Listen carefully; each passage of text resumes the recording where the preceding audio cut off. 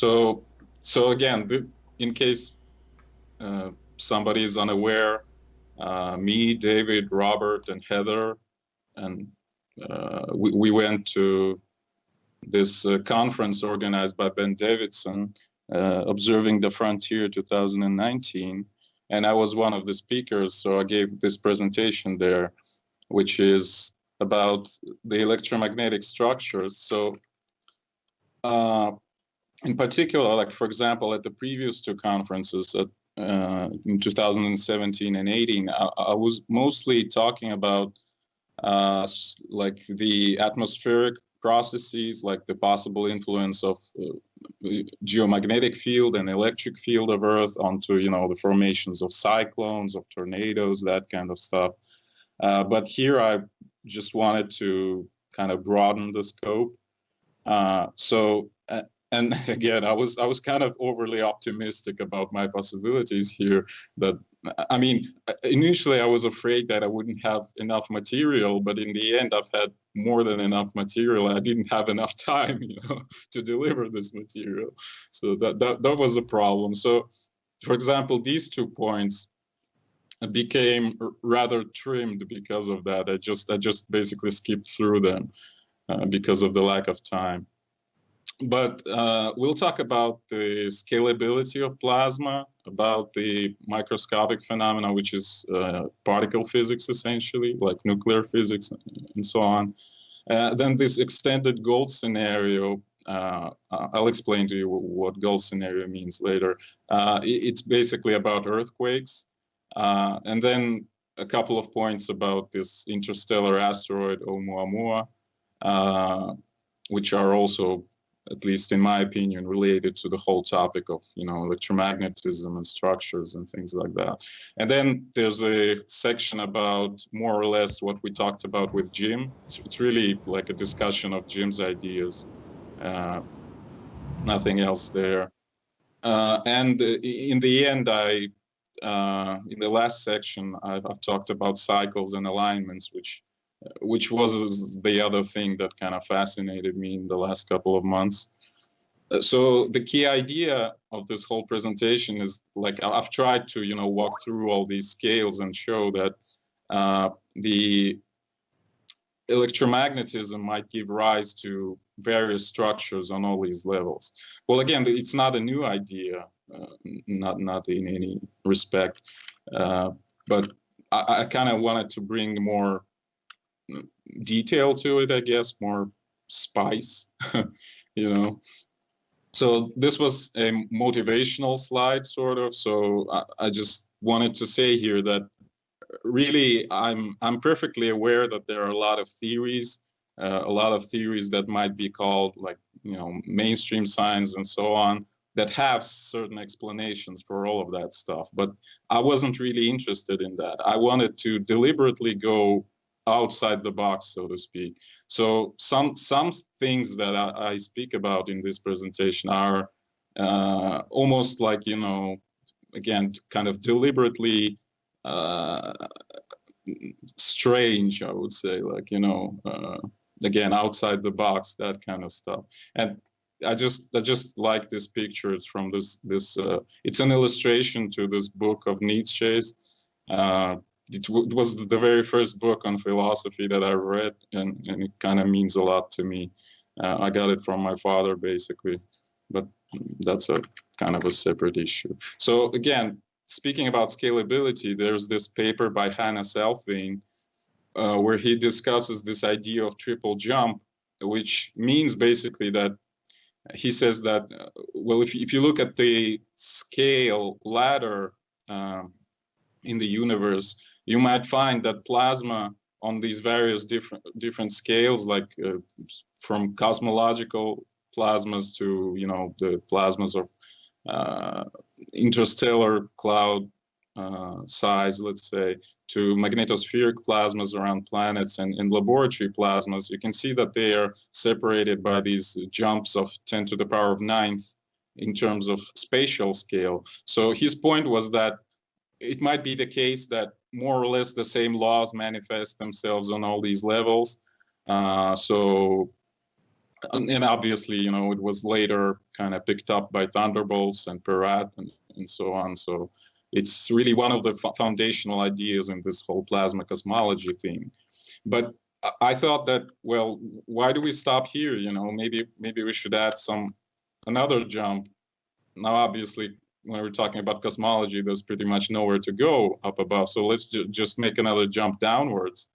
And we'll see that if we take the same jump, we encounter the level of atoms. This is exactly 10 to the minus 10th meters. This is exactly the size of electron shell of a hydrogen atom, basically. So, and we know that atoms are governed by electromagnetism, right? So it kind of seems very logical step to me. Like, why do we only limit ourselves with, you know, this thing when we know that electromagnetism works even here, and it actually works even better, you know, at this level. But then again, why do we stop here? Maybe we should make another jump of the same size, where we encounter the scales of 10 to the minus 19th meters. But here I should make a comment that it's actually the scales that are that we cannot observe with our current technology. So it's basically the limit at the moment. So here I wrote that maybe it's the size of, you know, quarks and electrons, but it's not really known at the moment. Like the highest bound is I think like 10 to the minus 16th or 17th in terms of, you know, the possible size of quarks and electrons, although both of them are considered to be point particles at the moment. So kind of the particle physics, the quantum field theory, does not consider them as having any size. But we'll talk about that a little bit later. But here, approximately at 10 to the minus 15th, we have the sizes that correspond to atomic nuclei.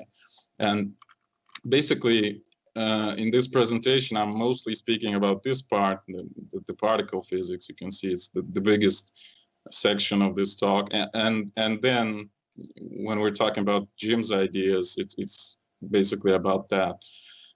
So let's talk about the first one.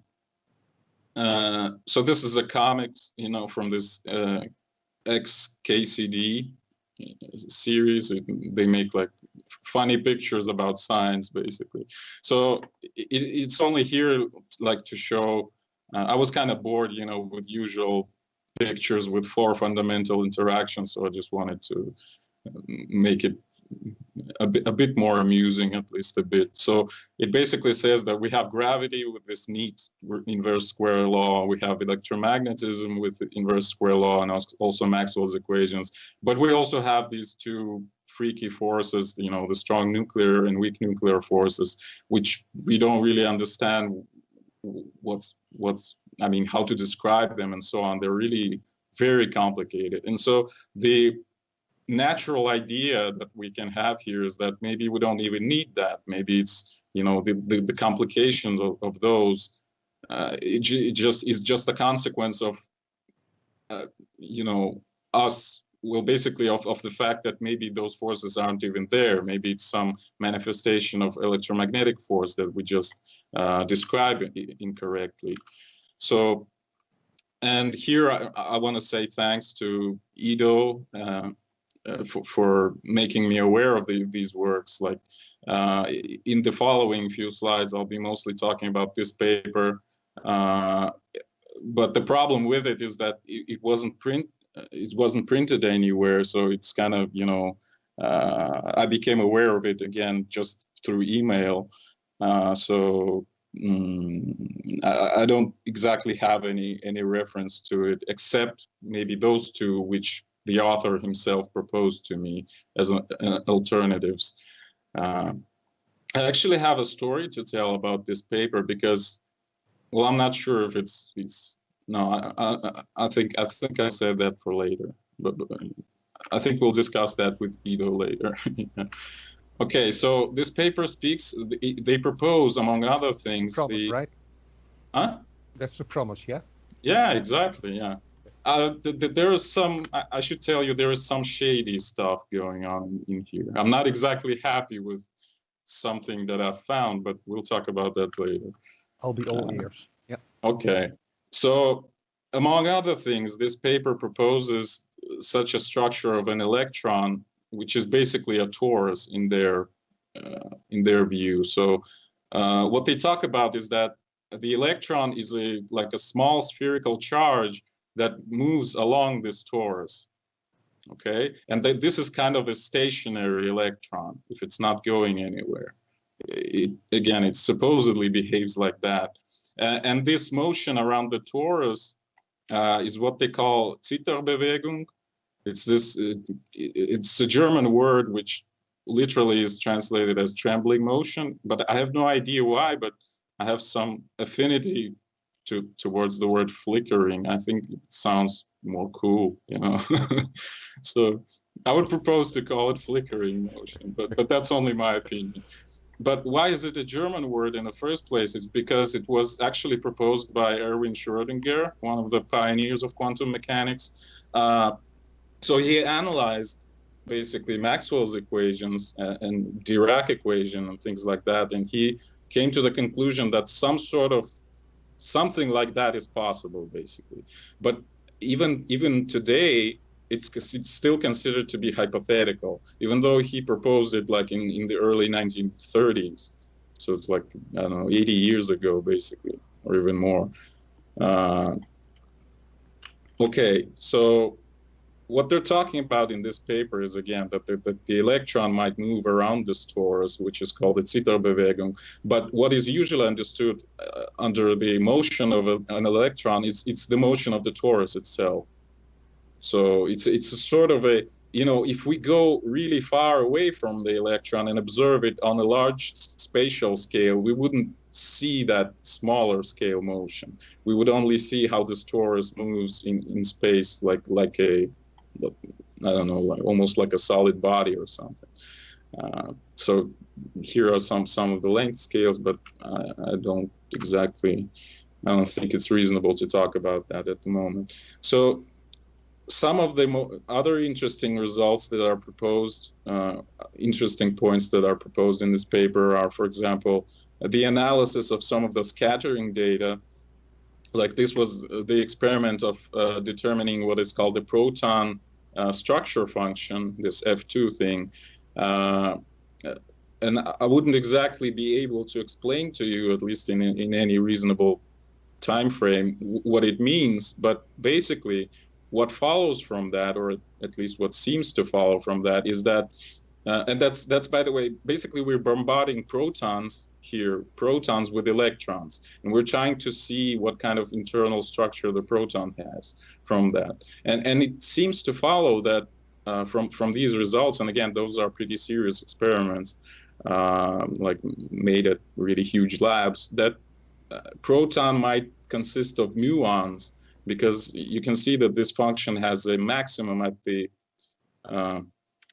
at what corresponds to 1/9 of the mass of proton, which is almost exactly the mass of a muon. Now, in case you don't know what muon is, it's basically like a clone of an electron, but it's much more massive. It's 200 times more massive than the electron. But kind of mainstream particle physics considers them to be almost like identical particles. They're basically like muon is an electron of the next generation, so to speak. But the properties, except for mass, are almost identical. And the other interesting result is about muons themselves. So it's the same type of process, the bombardment of one particle with the other, and trying to determine the structure function. But here it is muons and not protons. And it seems like muons have electrons inside of them because, again, this peak corresponds to roughly 1/200th of the times of muon mass, which is, again, it's the mass of an electron. But to say to somebody in particle physics community that, you know, proton might have muons inside of it, it would be a complete blasphemy, because, I mean, protons supposedly consist of quarks and not muons, and so on. And to say that muon might have electrons inside of it is also a big, It's a very, yeah, it would hurt your reputation so much that you wouldn't recover from that probably. But maybe something is there, you know, there's some data to indicate that. So who knows? And some other interesting points that they make is that, for example, the spin of elementary particles, like, again, in case you don't know what it is, it's basically an angular momentum, which is supposed to be kind of internal to the particle. So particle might, let's say, rotate around some axis. Well, that's okay. But there is, and it would have an angular momentum because of that. But there is also, according to quantum mechanics, some internal angular momentum to this particle, almost like the particle is, you know, spinning itself. So that's why it was called spin initially. But then people figured out that it couldn't be the case because the speed with which the particle should rotate is just it should be immense, basically. So and it's kind of a mystery to this day, what is spin, where it comes from. So what people do is they just introduce it by hand, just postulating it, never figuring out what its nature is, and so on. So. And I'll actually touch on that subject a bit later with regards to whether particles actually have some size, because obviously if particles are dots, they cannot rotate internally. That's just a contradiction in mathematical terms. And there's another interesting idea that neutrinos, in this paper again that I mentioned before, that neutrinos might be pairs of magnetic monopoles and anti-monopoles. Now, again, a magnetic monopole is basically an analog of charge, electric charge, but it's kind of like magnetic charge. And this object is, to this moment, it's considered to be hypothetical.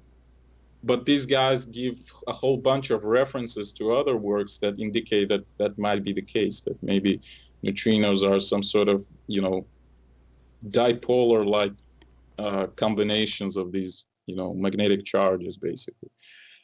Then we have in quantum mechanics a principle, of Heisenberg's uncertainty. And again, I should say that it is, at the moment, it is introduced by hand. It's a postulate, basically. And nobody really knows where it comes from, but it seems to be true, And it boils down to the statement that there are pairs of observable quantities, of observable values, such as, for example, the momentum and coordinate of a particle, that you cannot measure with infinite precision simultaneously. So you would always have some well, I guess randomness or something like that.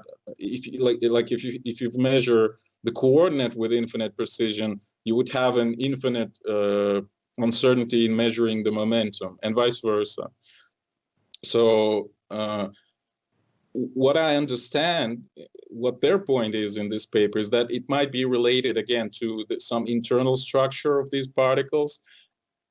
Like, for example, if we're talking about the electron is a torus, let's say, well, then again, you cannot measure its position even accurately because, well, it's kind of spread out in space, it's not a dot. So it's kind of an intuitive indication that maybe even the uncertainty principle in the first place might be a consequence of some sort of structuring of these particles. Then we have this Pauli's exclusion principle, which is, again, basically a postulate that states that two particles with spin of 1/2, which are called fermions, cannot have a same quantum state.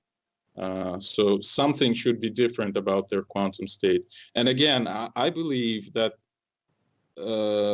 if particles actually have some internal structure, if they have some size and so on and so forth, it's only reasonable to expect that you cannot just squeeze them into one quantum state, because, well, the state that is already occupied by one particle, the other particle cannot just jump into it because, well, there's other particle in there already. So kind of makes sense in my opinion. So again, it again relates to the statement that maybe these particles have internal structure and have size. And also quantum wave function is at the moment, it's just like almost like an imaginary number that we use to calculate stuff, but maybe it's related to some sort of, internal oscillations of these particles. But that would require a much longer discussion, so I'll just leave it like that at the moment. So there was another paper that Ido and this whole Alienar group made me aware of, and that is this paper. And I'm just bringing this thing up from there, and it just reinforces really the point I already made about this, possible toroidal structure of an electron. So here, what we can see is that what is usually understood again as the motion of an electron is this motion along the axis of the spiral, but there's also this Zitterbewegung happening around it. And these guys, what they've been doing is just analyzing Maxwell's equations, and they got that from there. Well, then again, the question might arise, well, Maxwell's equations have been around for a while, so why didn't people notice that before, right? But it turns out that people actually noticed that.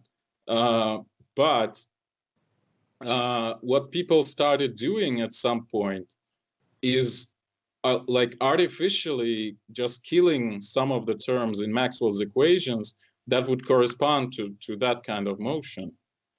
Because, well, the argumentation is that they're not physical, They're there, but they don't mean anything. So let's just get rid of them. So people introduce, again, by hand, artificially, what is called the gauge fixing. Like, for example, so these are, again, these are just restrictions that we apply to Maxwell's equations in order to get rid of some parts of them, let's put it that way. For example, we have Lorentz gauge, a pretty popular one, or Coulomb gauge, and there are a whole bunch of others. So my question here is, like, is it justified? Maybe we shouldn't do that, maybe if the equations show us that something is possible, maybe it is. And I believe that that's a completely valid question. Well, although, I don't know, maybe it's debatable. And this is my comment to that paper.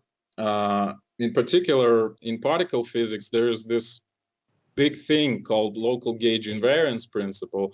And it's kind of complicated to explain what it is in detail, but just using very broad strokes, I can say that this whole gauge thing is about some sort of imaginary rotations of imaginary objects in imaginary space, but then from that, people use, really complicated math to generate from these, transformations, like purely mathematical constructs. They generate the real particles, the real fields that are observed. And the kind of the problem is that nobody really knows how it works, and nobody even, bothers asking such question, like why is it working in the first place? Such a complicated formalism, but it's really like the main pillar of particle physics right now, and so somehow nobody cares about,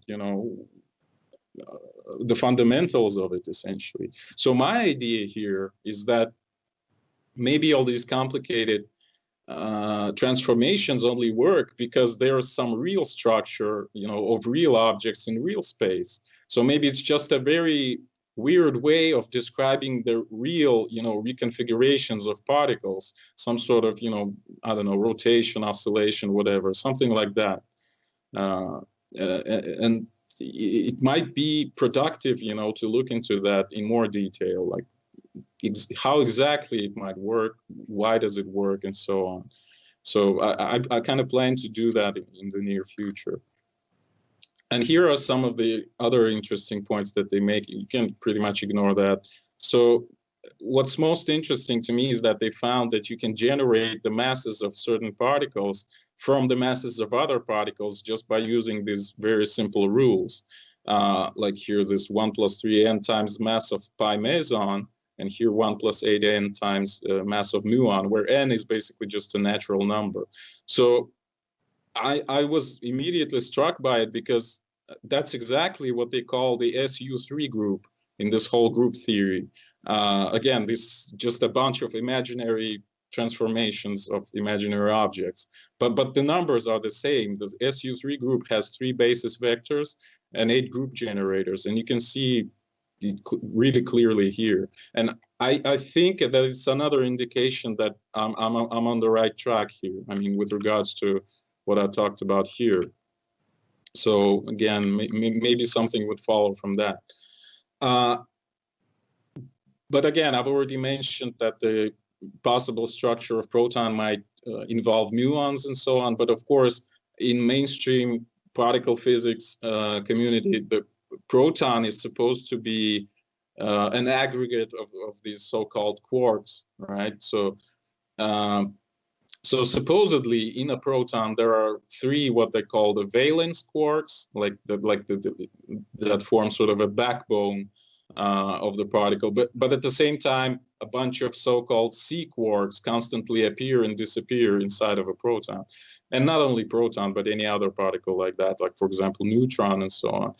But the problem is with quarks is that this quark model, it might it gives you a correct description of mutual transformations of particles, like what proton can turn into basically when it undergoes some high energy process and so on. But the problem is that you cannot take a quark out of it, and that's what is known as confinement of quarks. It's basically the statement that quarks are free particles only inside of the proton, or again in any other hadron and so on. But if you try to take them out of that, say by giving it some energy basically during some process, it doesn't manifest as a free quark, but rather it manifests as other hadrons. So supposedly what's going on, the quark just takes up particles from vacuum, like additional quarks, and forms other hadrons, and you never see a free quark. And the point that these guys are making, and again, by the way, I made there a comment that my PhD thesis is all about the physics of quarks. So kind of the point I'm making right now is directly contradicting my own, academic research. So, but tough luck, basically, yeah. So what they're talking about in that paper is that maybe it's the consequence of quarks not being real particles. Like maybe they are just quasi-particles, some sort of excitations, particle-like excitations that can exist only inside of a proton, or again, neutron, pi meson, you name it. In that case, it wouldn't be surprising that you cannot take them away from that because, again, well, they are not real particles. And the funny thing is that in condensed matter physics, like, solid state physics, semiconductor, that kind of stuff, we know of many of such quasi-particles, like, for example, phonons, that correspond to some excitations of the lattice, or some other particles like that, and so on. So it has been known that even particles with fractional electric charge might exist there, which is, by the way, the case for quarks. They supposedly have the charge of, which is 1/3 of the charge of the electron. So it's a really strong point in my opinion.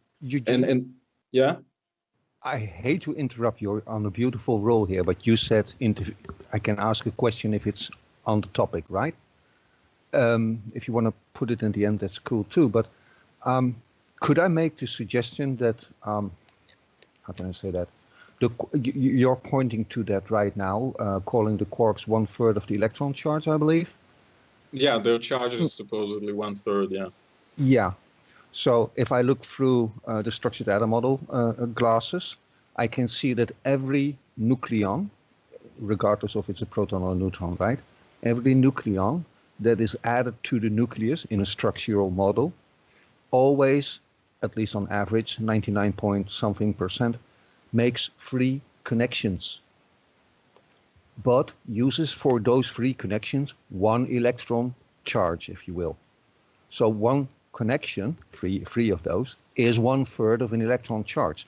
To me, and this is, well, not maybe a suggestion, but the remark I would like to make, and I hope you can treat it as a question there, Eugene. Let's put it this way, do you see a connection there? Because I do see a connection, or at least a huge coincidence, if you will.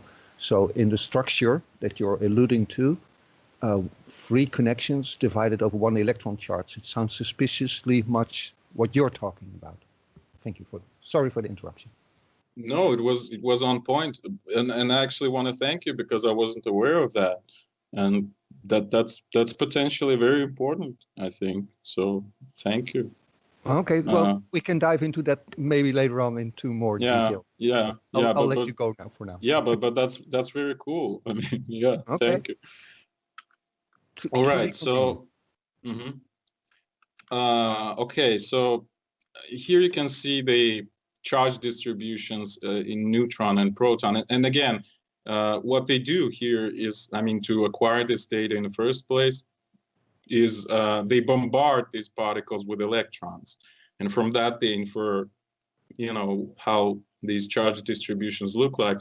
And you can see that in the neutron, there's sort of a positively charged internal part and negatively charged external part, whereas, you know, proton is just all positive. But it's really obvious from here that they're not point-like particles, right? That they certainly have some spatial dimension to them and so on. And neutron even has some charge separation, if you like, inside of it. But again, at the moment, it is supposed to be a consequence of this type of structure, that there are quarks inside of it, inside of these both that give you these distributions. But maybe it's not the case. Maybe something else is going on there. And here are a couple of other papers that I would like to mention. Like this paper, it tries to get rid of the strong nuclear force by just supposing that neutrons are getting polarized by protons. So whenever a proton approaches neutron, the neutron would kind of reconfigure itself in such a way that its negatively charged part would be closer to the proton. Just, you know, just what happens in electrostatics, you know, the induction. And that way, it would actually have an attractive force. So these particles would be attracted just through simple electrostatics without any necessity to introduce any other forces. And kind of the most important thing about that paper was probably that this guy, well, at least he claimed to be able, I haven't, you know, checked his calculations, but they, on the surface at least, they look pretty good. So he claimed that he was able to predict binding energies, to calculate binding energies of isotopes of hydrogen and of helium also. And that's pretty amazing. I mean, the accuracy that he got wasn't very spectacular. It was like the error was maybe 30% or so. But the thing is that with strong nuclear force, you cannot do even that. Like you have to, again, kind of tweak your model a lot, introduce a lot of ad hoc, you know, phenomenological models to even estimate at least, you know, approximately these binding energies. Whereas this guy haven't done anything like that. He just, you know, took this really simple electrostatic polarization model and got a reasonable result from that. And that's quite amazing.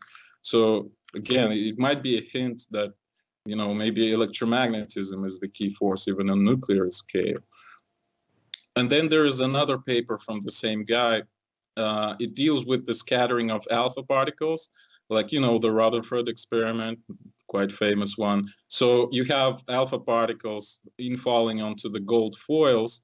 Well, it doesn't really matter what is here, but I mean, they took gold foils initially because they could be made really thin, and that's what they wanted to, you know, to be able to observe a particle that only undergone one collision, sort of. Because if it would be very thick, you would expect a lot of collisions inside of it. So that's not what they wanted. But anyway, it's a really super standard experiment that had been done multiple times, especially in the beginning of the 20th century when people were developing that stuff. So you place a detector somewhere at some angle and you observe these scattered particles, okay? And it has been known for some time. I mean, supposedly what happens the more energy this infalling particle has, the closer it can get to the nucleus of gold, let's say in this example, because, well, otherwise it would be repulsed because it's positively charged and the nucleus is positively charged. So there's a Coulomb repulsion in between them. So you have to have a lot of energy to get closer to the nucleus, until you're getting deviated. And it has been known that if you observe that this system from a fixed angle, I think it's like 60 degrees here or something, then as you increase the energy of infalling particle, you have kind of initially a nice Coulomb repulsion, but then your flux just plummets. So something else is starting to be involved at the closer distances to the nucleus. And naturally, people thought that it was the strong nuclear force that was, very short range force, so that it was becoming important only in this higher energy area. But what this guy did in this paper is he said that, well, let's just take magnetic repulsion into account. And as far as I understand, he was able to reproduce the same result. So basically, you have just electrostatic repulsion, or at least mostly, in lower energy area, and then you have just a magnetic repulsion at shorter distances, because obviously, I mean, magnetism falls quicker with distance than the electricity, so it becomes important only at shorter distances. And that's also is that discontinuity like at a predictable ratio, speak, where you have 10 to the 2, I guess. Does that happen consistently at that? Do you mean the little elbow between the corrected Coulomb right there? Yeah. Do you mean what slope is, or do you mean where it happens, like on x-axis? No, between the corrected Coulomb curve and the Poisson magnetic curve, that point of intersection is that experimentally at a solid position. This point? Yep. Mm-hmm. Yeah, and it's, by the way, what's interesting is that it's around the energy of, the binding energy of alpha particle itself. So maybe what's happening is that here alpha particles already have enough energy to basically, explode, so to speak. So they might be represented as bunches of protons and neutrons rather than a single particle. So maybe that's what, causes. Eugene? Huh? Yeah. This represents alpha particles onto a gold foil, right? Yeah, it's a Rutherford experiment. Right. You see a distinction, as you point out, between the electrostatic repulsion and the magnetic repulsion. Yeah. My question is, do you see the same curvature with free neutrons, free neutron bombardment? Would you see the same effect there? Well, that's a good question. I mean, if you just what is 3 neutrons? Do you mean helium with 3 neutrons? No. A free neutron, so a neutron bombardment. Free neutron. Yeah, neutron bombardment. Because I don't know. Neutron would have a very different electrostatic field or electromagnetic field, or charge-wise, it's much smaller, I believe, than a free proton, for example. I'm curious if a neutron would show the same curvature, the same effect. That was my question.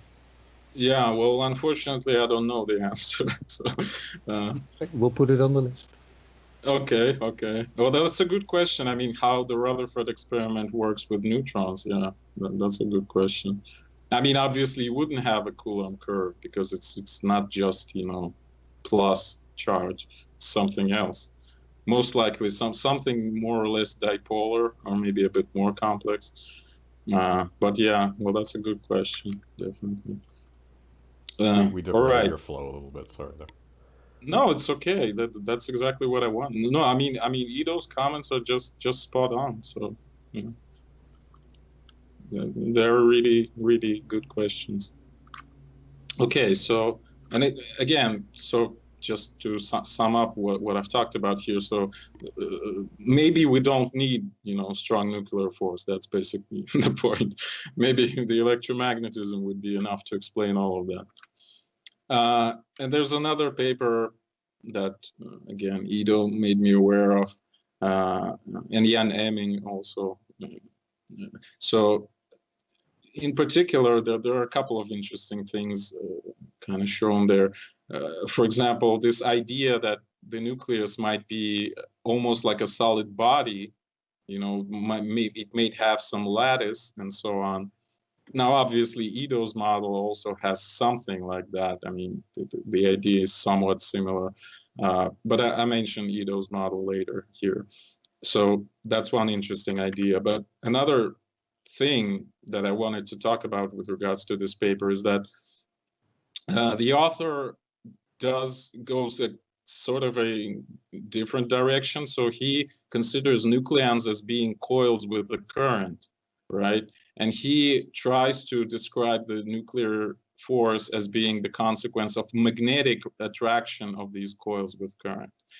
And now there has been a lot of discussions about this paper recently, but I actually should say that I don't like what this guy is doing.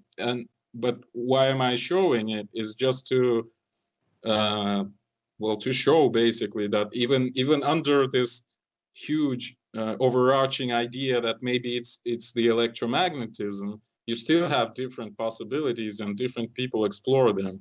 You know, like maybe it's electrostatics, maybe it's that kind of magnetic attraction and so on. And I think it's very cool that people have different opinions, because it creates a sort of a competition in this area, which is very productive as far as I can tell, at least. So, yeah. Right, so this is another indication, at least in my opinion, that there might be some structure to the nucleus, all right? So you can see such graphs in many different papers. This is just one example. So here you can see the same type of experiment, the same scattering of alpha particles. In this case, it's on the nuclei of calcium. But here you vary not the energy, but the angle at which you observe them.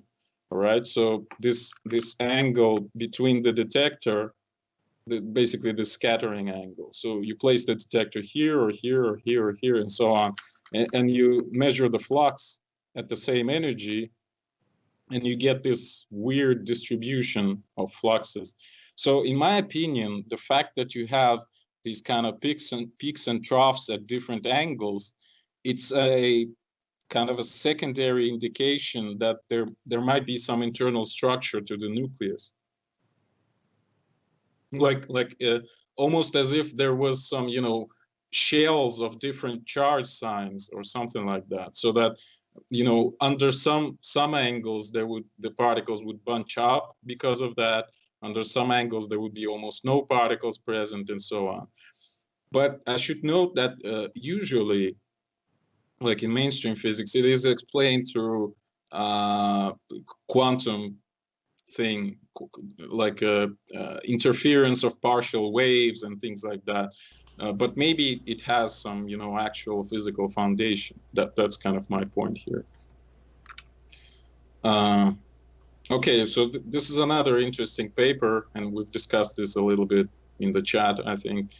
So again, it's the same process. And by the way, yeah, okay, I'll make that comment later. So this is the same process of scattering of alpha particles on some nuclei. I'm not sure which ones, but that doesn't really matter. So what this guy is trying to do in this paper is he takes all these measurements of fluxes at different angles and so on and so forth, and he tries to reconstruct a potential.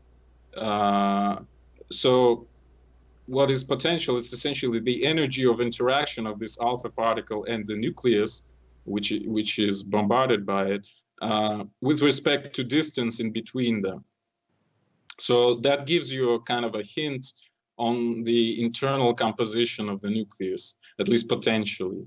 And the funny thing is that he mostly gets this Coulomb curve, 1/r, or yeah, if we're talking about potential, it's 1/r. But he also notices that there is, some oscillatory thing kind of crawling on top of this Coulomb curve. And he just takes, the full result that he gets and subtracts the kind of the pure Coulomb curve from it in order to, isolate this oscillatory term. And what he gets is this thing, this what I call correction here. And it's very peculiar looking, right? So it has like, well, okay, I'll just let the guy himself speak. So what he's writing there in this paper is that it seems like this structure is equivalent to a series of shells of alternating charge. So you have negative charge here, then you have a layer of positive charge, then again the layer of negative charge, the layer of positive charge, and so on. And that's all is happening inside of the nucleus. But then again, it's only kind of a small correction. Not very small, it's maybe like 10% of the whole curve in magnitude, but it's there, and we can measure that. Now, kind of the question is, and I've actually searched for that a lot. I've been searching for more modern studies on that subject, because you can see it's 1931. It's actually even before people proposed the existence of neutrons, which was 1932. So it was really, the dawn of this whole nuclear physics thing. So I've been searching a lot to find more modern studies on that question, but I haven't found any. And I think what's going on is that people kind of just disregard that. They say, like, for example, you could have seen on some of the previous charts that they talk about corrected Coulomb curve now. So my idea, my suspicion about it is that they just kind of sweep it under the rug and say, okay, well, here we have more or less Coulomb. Yes, there's a slight correction to it, but we'll just say that it's mostly Coulomb and just forget about it. But maybe it's actually the important part. I mean, it clearly shows that there is some internal structure to the nucleus. It's not just, the nucleus is not just all positive charge, there is some fine structure, some charge separation inside of it. So that's kind of the point I was trying to make here. Okay. Yeah, so this is, well, I just wanted, to have fun. So it's a major pain, in case you're not aware. I hate when that happens. Yeah, so kind of the idea is, and again, it kind of relates to Ido's model and Ido's question, that maybe neutrons actually don't exist inside the nucleus. That's kind of the point. And returning to this very first, now, here I should make a kind of a correction that what is a free neutron is kind of a different subject. Like, we don't, I mean, it's not really clear at the moment, but there is a pretty strong indication that neutrons inside of the nucleus might not exist. That's the point here. So again, I'm returning to this very first paper that I've mentioned, where they propose such a structure, for example, for deuteron, the nucleus of hydrogen-2, where you have two protons and an inner electron in between them. So usually what is considered to be a deuteron is just one proton and one neutron, which is in this case represented by a pair of proton and electron. So this is kind of the idea I'm talking about here. And there I mentioned also the Ido's model. Now, I'm not sure I need to talk about that much, but I basically said that, I guess I could say you, because you're present on this call. You were a speaker at the EU 2017, you have this website, and kind of the main idea of your model is that the nucleus has some structure to it, like some actual, almost like a solid body type of ordering inside of it. and that again, the interaction is mostly governed by some sort of electric forces, let's put it that way. So neutrons aren't there, but rather what you have inside of the nucleus are a bunch of protons and inner electrons in between them, which again kind of keeps this whole structure together, right? Well, and it's a pretty interesting model because it's really easy to understand, and it's very visual, right? So you can look at this structure and so on, and pretty detailed, and it already gave some really interesting and important hints. Like, for example, as far as I understand, you're able to calculate the binding energies of nuclei. To evaluate the stability, just basically by taking the sum of these, individual connections of protons with electrons in between of them, and you are able to evaluate the stability of the nuclei just by looking at, how warped the structure of the nucleus is. So that's also an interesting thing, and maybe, and we've discussed this several times, there are some connections to chemistry, like maybe even the external electrons that allow chemical bonding to happen. Even their distribution in space is somehow depends on the structure of the nucleus in the first place. So it's also a very interesting thing. Again, we've talked about that a couple of times, that maybe there are, according to this model, as far as I understand, there should exist basically new elements, like right in the middle of the periodic table, but they would be probably confused to the existing elements, and it's kind of a question that we're working on now, is to maybe there is actually some difference to them still. Like maybe some effects are known that might be explained with the help of this model in that regard. And obviously, like the holy grail of this whole thing is to make possible the low energy nuclear reactions. And I believe that actually Ido's model is a very promising vehicle, like a very promising step in this direction. Like, but that's obviously, we're kind of far from that yet, but I mean, who knows? Okay, so this is the idea that I've had, and I've actually, I think I wrote it in the chat someday, but I was just kind of struck by this analogy of magnetic reconnection and some of the processes in particle physics. So it's just sort of a mainstream description of reconnection, and at the moment, for the sake of this argument, I don't really care if it's true or not. I'll just use this description. So suppose we have this kind of flow of particles in with this sort of magnetic field structure. So when they connect in this point, you have this X-shaped magnetic field structure that can later snap in this point and become organized like that. So the kind of the topology of the field completely restructurizes itself, so to speak. And you have the on the contrary, the flow of ions in these opposite directions that are kind of associated with these new configurations of fields. And what struck me about it is that that's almost exactly what we see in some of the strong interaction processes. Like, for example, what you can see on like Large Hadron Collider and other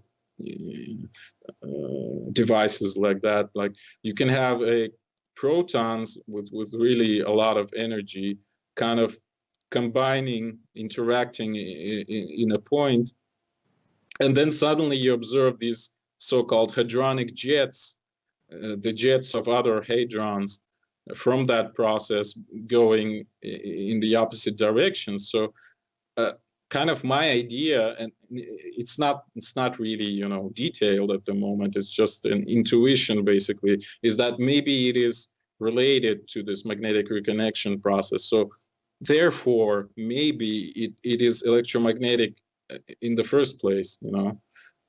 That was my point here.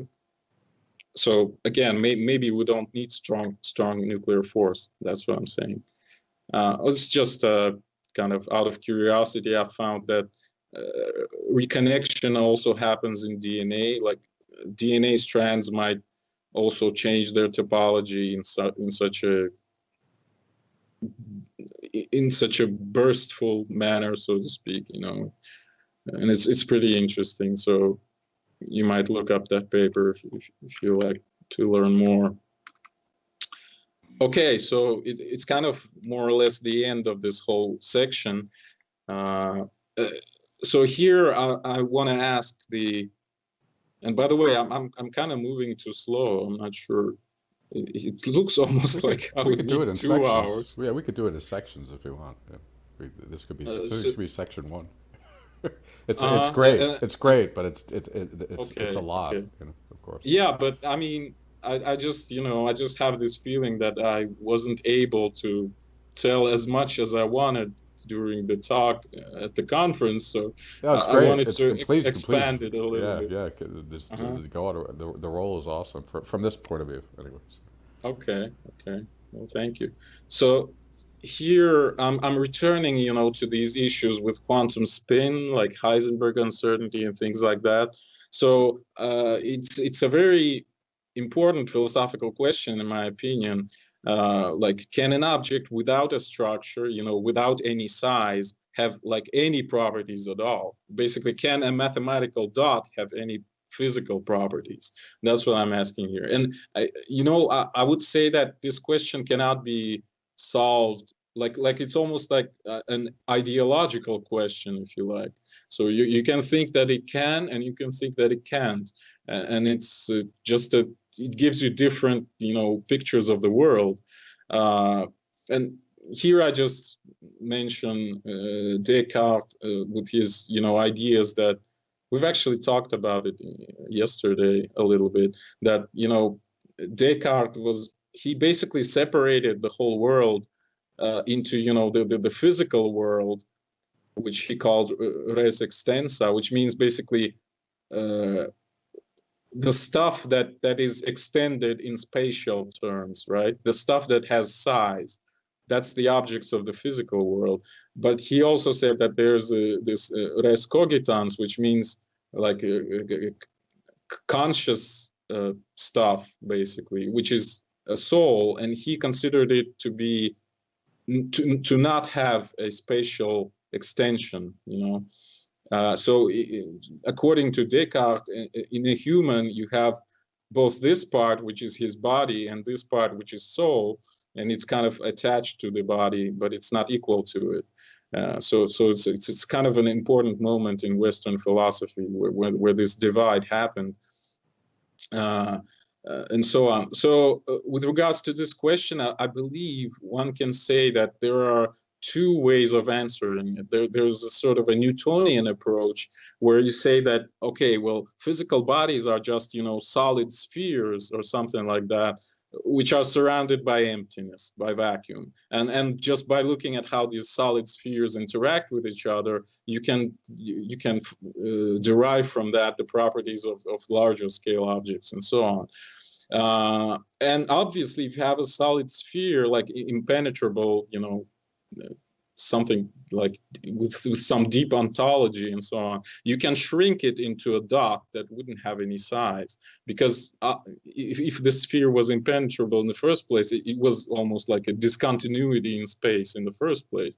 So Newtonian view would say that, yes, probably an object without a size, a mathematical dot, might have any properties, like any properties you like.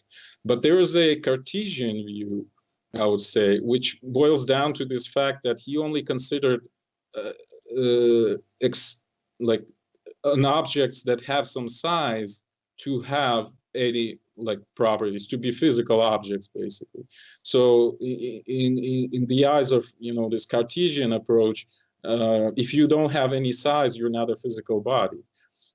So why am I telling you all this? Is because, again, it's kind of to reinforce this position of mine that maybe all these particles that we're dealing with should have a size and should have a structure, because otherwise they wouldn't have any properties. We wouldn't even detect them, and so on and so forth. And in general, I would say that modern particle physics is much more in line with the Cartesian approach than Newtonian.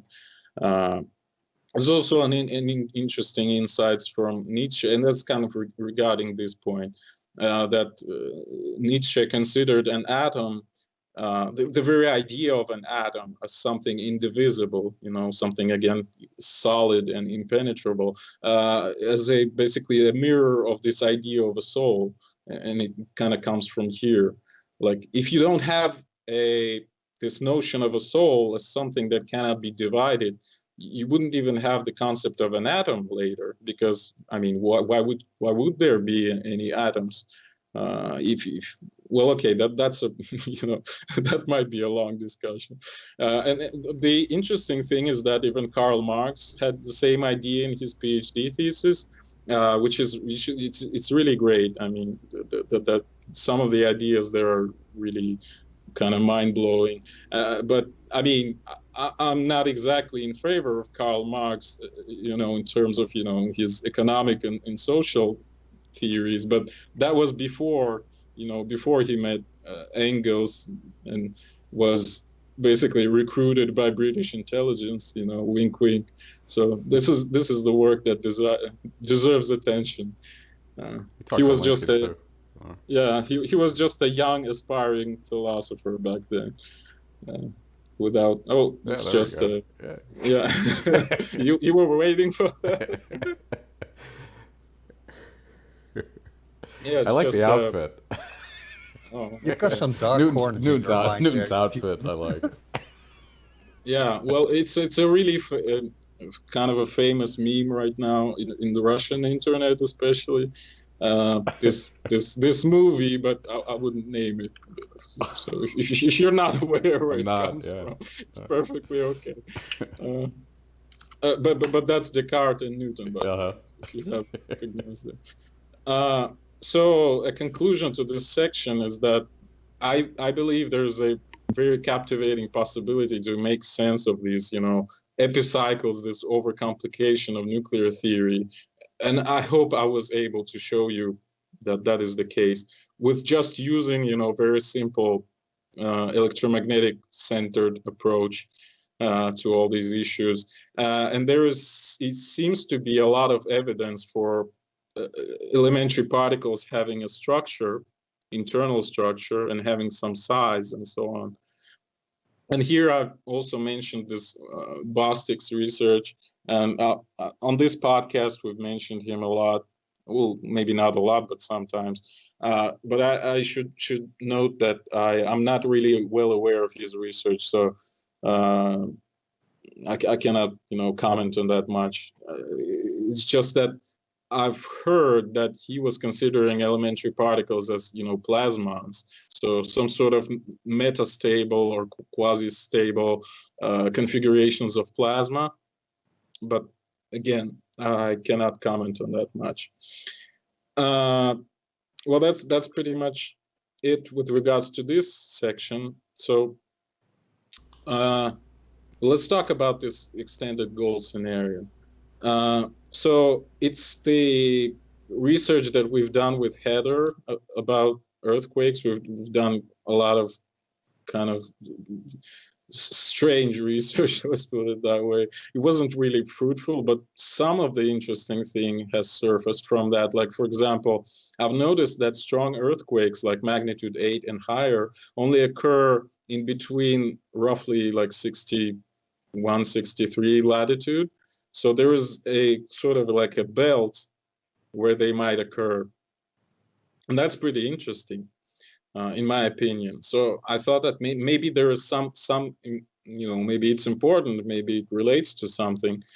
So at first I've noted that the angle between the Earth's spin axis and galactic north is 63 degrees. So that would mean that this belt where these strong earthquakes are happening, it actually consists of the points that kind of pass through the galactic plane as the Earth rotates. So here's the galactic plane, properly oriented with respect to the Earth's spin axis. And as the Earth rotates, it kind of sweeps out exactly this belt in between 63 north and 63 south, where these stronger earthquakes occur. So maybe there is a relation here, I thought. That it's just another angle. And that's not the proof of hollow Earth theory, by the way, at least, not yet. But then I thought, well, okay, well, how would galaxy influence that? Maybe something else should be involved. So I looked at Van Allen belts, and interesting thing is that they also are mostly prominent, again, roughly in the same latitudes, like from 63 to 63, or about so. So I thought that maybe, some sort of perturbations here that would be caused by, let's say, space weather, like solar wind and cosmic rays or whatever, might, kind of perturb the belts in such a way that they would cause some sort of induction or whatever in the crust, which would again produce earthquakes through some not really well understood mechanism. That's one possible idea. But then I've stumbled upon this paper by Bob Johnson, this first one. So what he does there, and then there was also a presentation that he gave recently on the same topic. So what he does there is he comments basically on that old paper by Thomas Gold from 1963.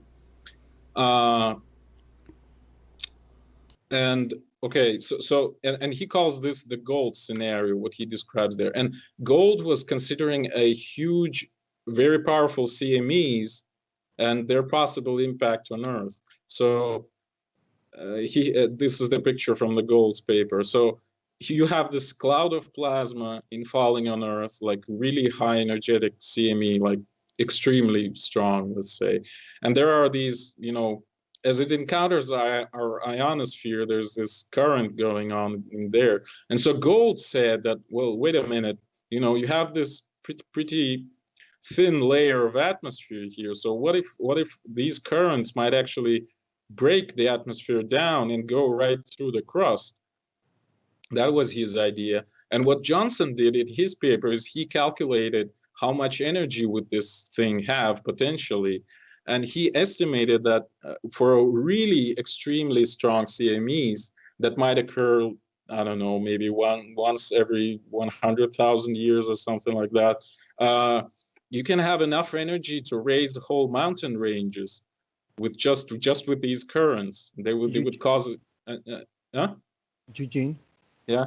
I need to applaud you here. I think you just pointed out for the first time a realistic scenario of how we can get the thunderbolts of the God creating our Earth geology through electricity, whatnot. Yeah, exactly. So absolutely fascinating. Yeah, so this is, by the way, one of the ideas that Johnson right now promotes, and I think maybe you've heard of him, Rens van der Sluis. Yep. The guy who worked with Thunderbolt. Oh yeah, well he's from Holland also, right? I met him in Phoenix, but yeah, no, yeah, I think he lives in Korea or Canada or South Korea, I believe. Yeah. But he's like one of the most diligent researchers. So I'm really happy that I know him. As by the way, is Johnson. He's also quite amazing. So I think it's the scenario that they consider the most plausible at the moment, that all these plasma columns or whatever was really caused by something like that. So it wasn't a planetary encounter or something, but it was rather, well, some influence from the sun, like in the form of regardless of that one, what you point out here is that you can get a huge electric discharge right? Yes, exactly. Capable, Exactly. as you mentioned, in energy of Mhm. raising a mountain range. Yeah, That's and good. not only one discharge, it might occur everywhere, basically, like anywhere on the planet, and even simultaneously. Um, but I could that's imagine a circular ring, kind of like the polar lights there, maybe, of activity. yeah, maybe. Well, that depends a lot on how the magnetic field of Earth would react to that. Because Right. one of the ideas that they propose, it's what Johnson calls the multiple scenario, would be that these currents would be so strong that they would basically depolarize the magnetic field of Earth, and would create this multipolar, really screwed configuration of the fields, which would obviously kind of bring a lot of chaos to it, so to speak. So those discharges might occur anywhere. Okay, so that Fascinating. was, Please continue. yeah, that was this idea that I really liked, and I thought that, like, wait a minute, but what if the same thing can occur even in like calm space weather conditions, like without any extreme CMEs? So I thought that since Van Allen belts kind of shield our planet roughly in this latitude range, let's say like 63 to 63 or something like that, but at the same time, higher than that, we actually connect with magnetic field lines to the solar plasma. So I thought, well, what if there's something like that going on? Like there is this field-aligned current going in on one side and going out from the other side, maybe. But it's kind of locked. I mean, maybe these currents might go through the crust, and that's why we have these latitudinal dependence, because at 63 they connect to the sun, but in between they might go through the crust. So that was my idea. And maybe, and again, it's just a geometrical intuition, let's call it that way. I This don't have a mechanism of how that might work in real life. I do apologize for the interruption again up front, but this ties in very neatly with Bruce Laybourne, who talks about these telluric currents going up through the mid-oceanic ridges, making a circuitry there, basically. So I'll point that work out to you later on. Yeah, yeah. And by the way, in this type of approach, we might say that what we call the plate boundaries, they might be actually the paths of previous discharge that have not yet cooled enough,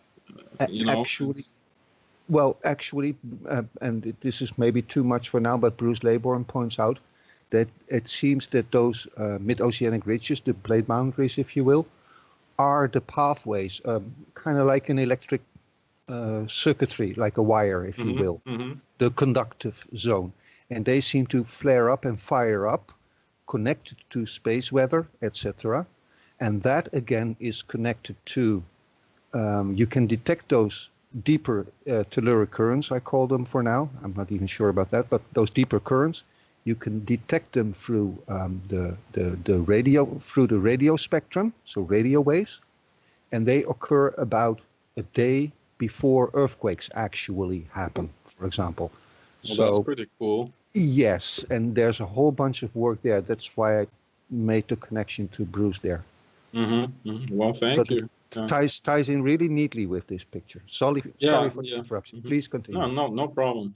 Well, I've been searching in the recent couple of weeks for what kind of observational data we might have in order to, confirm or falsify this kind of model.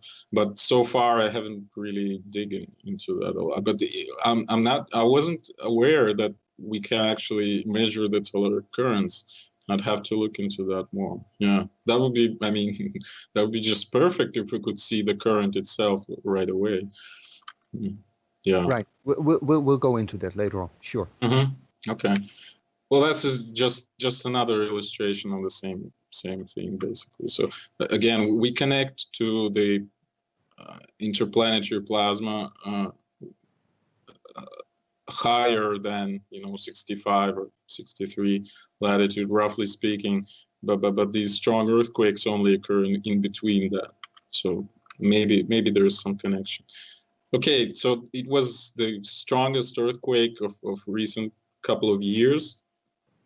The quake in Mexico in 2017.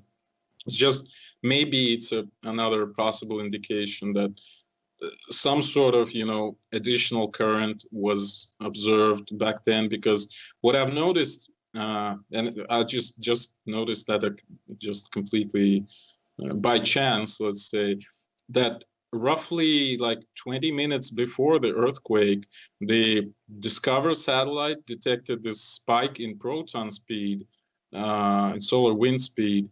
And it's keep in mind that it's Lagrange L1 point, which is more than 1 million kilometers away from Earth. But it just turns out that 20 minutes is roughly the time that would be needed for these roughly 1,000 kilometers per second protons to reach Earth from that point. And even more so, it would seem that it's the data from GOES satellite. I found that there is a definite spike here. Of course, it's not as pronounced as these ones, but it's there right during the earthquake. So it might indicate that actually these protons arrived right here, and it coincided with the moment of earthquake. And I should note that, of course, you might consider this just being an artifact because it really kind of stands out. But what if it's not? I mean, you don't see solar wind speed 1,000 kilometers per second. It's just insane. I don't think I've ever seen something like that.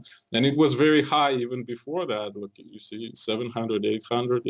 It's basically unheard of, at least for that stage of the solar cycle. So maybe it's related to that earthquake. But what is also might be related to that time, September of 2017, is this Oumuamua, this interstellar asteroid, or at least supposedly interstellar asteroid. So a lot of people have asked me, like, if that's a real picture of the object. Well, I think it should be obvious from that picture that it's not. That's what we saw. That was a Hubble Space Telescope. It's basically the best picture that we have of this object. So in case, okay, so I did several videos on YouTube for Thunderbolts project. So I think that most of you are at least aware of that. But anyway, I was just for this talk, for this presentation, I wasn't going to focus on that. So I just gave these links. So yeah, so what is interesting about all this story is that, and again, it's 2017, okay? So on September 6th, we've had the strongest solar flare in 12 years, basically in the whole cycle, if you like. And we've had a really high sunspot area. It's usually measured in millions of the area of the hemisphere. So it was like that. And it supposedly, I mean, okay, so a couple of days later, we've had this Mexico quake, again, which might have been related, to this whole space weather that we've had at the moment. But at the next day, on September 9th, according to our retro calculations of its orbit, there was a perihelion of this Oumuamua thing. You see, we've only spotted it in late October, so we don't really know what it was doing before that.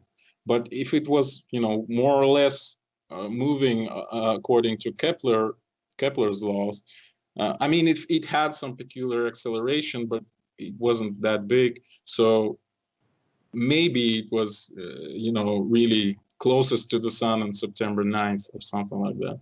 So, of course, kind of, the usual idea in EU community is that maybe it's the close approach of this object to the sun is what caused this whole spike in activity. And that was my idea initially too. But then I thought about it a little bit and I thought, well, wait a minute, but what if actually the object itself was ejected by the sun during this spike of activity. And I don't think anyone has proposed such an outrageous idea before me. So it's a thing would be a really interesting thing, because I mean the properties of this object are really strange. Like it seems to be really light because it can accelerate outwards from the sun, and so on and so forth. And so there's a lot of peculiarities about it. So maybe it's some sort of, you know, weird piece of matter that we're not used to be dealing with, that could have been produced through some unknown process on the sun itself. So it's an interesting thing to look into. And you all probably already tired by me telling you this. I mean, this thing that I found, that the orbit of Oumuamua is aligned to the interstellar magnetic field vector, and in particular, the interstellar magnetic field vector lies in the plane of orbit of Oumuamua. So, and again, I've discussed this in much more detail in these videos for Thunderbolts. I wouldn't say much here, but I would just make a couple of comments. Like, okay, if we think that it is an interstellar object, really, so it really was following this hyperbolic trajectory. So it entered the solar system roughly here, almost at, you know, from the solar apex direction, and then it swung by the sun and went somewhere there. Then it might mean that interstellar magnetic field plays a huge role in the way that these objects move. Well, because obviously, if it's an interstellar object, it spent a lot of time in this, you know, interstellar magnetic field. So maybe it impacted its trajectory in a large way. And obviously, that would contradict, you know, the regular Keplerian gravitational centered approach to these things. But at the same time, what if it was actually ejected by the sun? So there was no this first part of its trajectory was not present, but it was just ejected and went somewhere there. Then maybe the alignment of the plane of this orbit with the interstellar magnetic field would mean that it's actually the interstellar processes, some sort of processes. I'm not saying I know the answer to how exactly it might work, but some sort of interstellar processes has led to this spike of solar activity. And that's why the thing that was ejected during that activity, its trajectory was also aligned with the interstellar magnetic field direction. That's kind of the idea. All right, so this is the part about the interstellar filaments, but I'm not sure if it's reasonable to talk about it in detail, because, I mean, we've had this 3-hour talk with Jim. So I'll probably just skip that, if you don't mind, or I don't know. Well, I don't really know. I mean, we haven't yet even posted that, you know. So. Right. No, but if there's a 3-hour session on it, you could skip it, right? Yeah, and we're already like an hour and a half into this, so yeah, maybe it would be reasonable.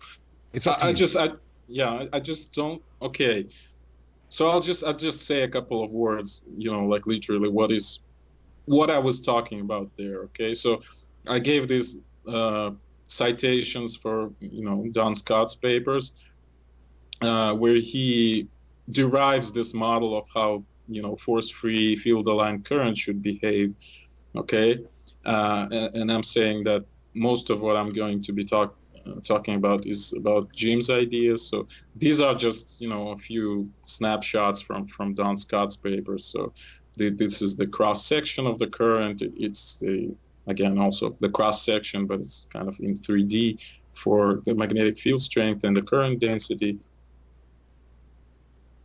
And these are some other graphs, like how magnetic field depends on the distance from the axis, how the current density depends on distance from the axis. And here I want to note how similar it looks to this other paper, Remember that paper about the potential of interaction of alpha particles and nuclei?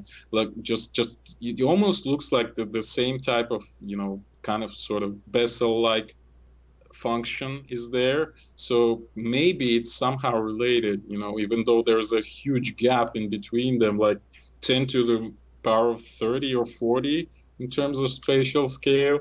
But I mean, who knows? And it kind of, again, relates to this whole issue of scalability. So we've talked about this local chimney a lot, which again, Jim considers to be an example of such current that we're in. And then I give just a few pieces of evidence for that might be the case. Remember that we've discussed this temperature of Arcturus that mysteriously rises in quite a significant degree, which might be related to its motion with respect to this current. I mean, it's just not normal for stars to change in such a time frame. Like, it's less than 100 years, and you have almost like 30% increase in its brightness, in its temperature. And there's also reports of ancients of Sirius being a red star, which also might be related to something like that. And there are, these points that we've discussed in much more detail during our 3-hour session, the problem of precession, the parallax, chemistry, like, the separation of elements in the current might be the reason for that.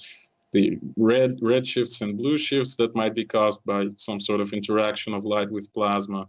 This Gould belt, this is the toroidal belt of stars that basically rotate around the axis of, or roughly around the axis of this current, and various other pieces of evidence. I really don't feel like diving into this in more detail. Okay, so here I've had a kind of a philosophical comment again that, well, we've discussed that also during our podcast, that, one could think that cyclicity kind of contradicts catastrophism, because kind of almost by definition, a catastrophe is the breakup of over regularity, essentially. But at the same time, we can see a lot of examples of systems where it's not the case, where, kind of local catastrophes might be part of a larger cycle. That's the basic idea. So an example, again, would be, at least one of the possible examples would be the solar flares and sunspot cycle, where the solar flare is like a sudden burst of energy, a catastrophe of its own, so to speak. But at the same time, it's just a part of a sunspot cycle, and it doesn't really break it. It doesn't really do anything to it. Okay, so I've had this idea, like, Velikovsky squared, that, Velikovsky talked about celestial catastrophes, but maybe there are cycles of those which should be related to larger scale processes, again, these interstellar filaments and so on. So here I've discussed briefly the possibility of detection of these currents. And again, we've talked about that a lot, about synchrotron radiation, about Faraday rotation, and so on and so forth. And we've talked about even the question of how can we measure anything at all with our, little space probes? We can't really, measure potential difference even in the solar system between, let's say, the orbits of two planets or something. So, but this is kind of the important part, and I think I should make a comment here. So I believe that it might be productive to go that way. So there is definitely a lack of how would we say, a lack of a good informational product in the observational part, which means that we need to map, all these structures that, like this interstellar, local chimney, the nearby stars, where they are going, and how it all is oriented with respect to each other, with respect to planets, and so on and so forth, with respect to the galactic plane. So this is an important piece of work that should be done. And I hope that in the coming months we'll do something in that respect with David and Jim. But there's also a theoretical part that should also be developed. Like, okay, Don Scott has a model for one filament. That's really cool. But what if we have, you know, two filaments like spiraling around each other? That's basically not described in, at least analytically. I mean, Peratt did some, you know, numerical simulations and so on, but we don't really have a working model of how this should look like, what kind of consequences it should lead to, and so on and so forth. And that's kind of the second part of the puzzle. So if we'd be able to also develop this kind of model and also really map everything around us really well, we can then compare that and maybe infer, you know, maybe we'll basically see what's going on around us. So maybe it would give us some hints for, you know, whether we are correct, what kind of improvements we should make to the model. Maybe we are wrong in the first place, you know. So those are really kind of hard questions. Okay, so this is another thing that I did in my modeling thing. So I just mapped the direction of this chimney axis to see if there's something would surface. And I've noticed a really interesting thing, like here again, this interstellar magnetic field direction. It's the local chimney axis. Orange is the plane of the solar equator, and blue is the plane of galaxy, right? So you might notice that the solar equator and galactic plane, and by the way, this arrow is the spin axis of the sun. So you might notice that the direction towards the galactic center kind of lies not very far from where these two planes cross, the solar equator and galactic plane, okay? Well, that's one observation. But what if we add another plane that goes through these two directions, the local chimney axis and interstellar magnetic field? Now, of course, this plane doesn't really correspond to anything physical, like it's just an abstract mathematical construct, if you like. But I've noticed this amazing thing that all these three planes, like the galactic plane, solar equator, and the plane with magnetic field and chimney axis, they all cross almost on the same line that's really close to the galactic center direction. And it's quite amazing. I mean, if you take three random planes, they shouldn't cross at one line. That's just ridiculous. I mean, you would have like three lines of their intersection, essentially.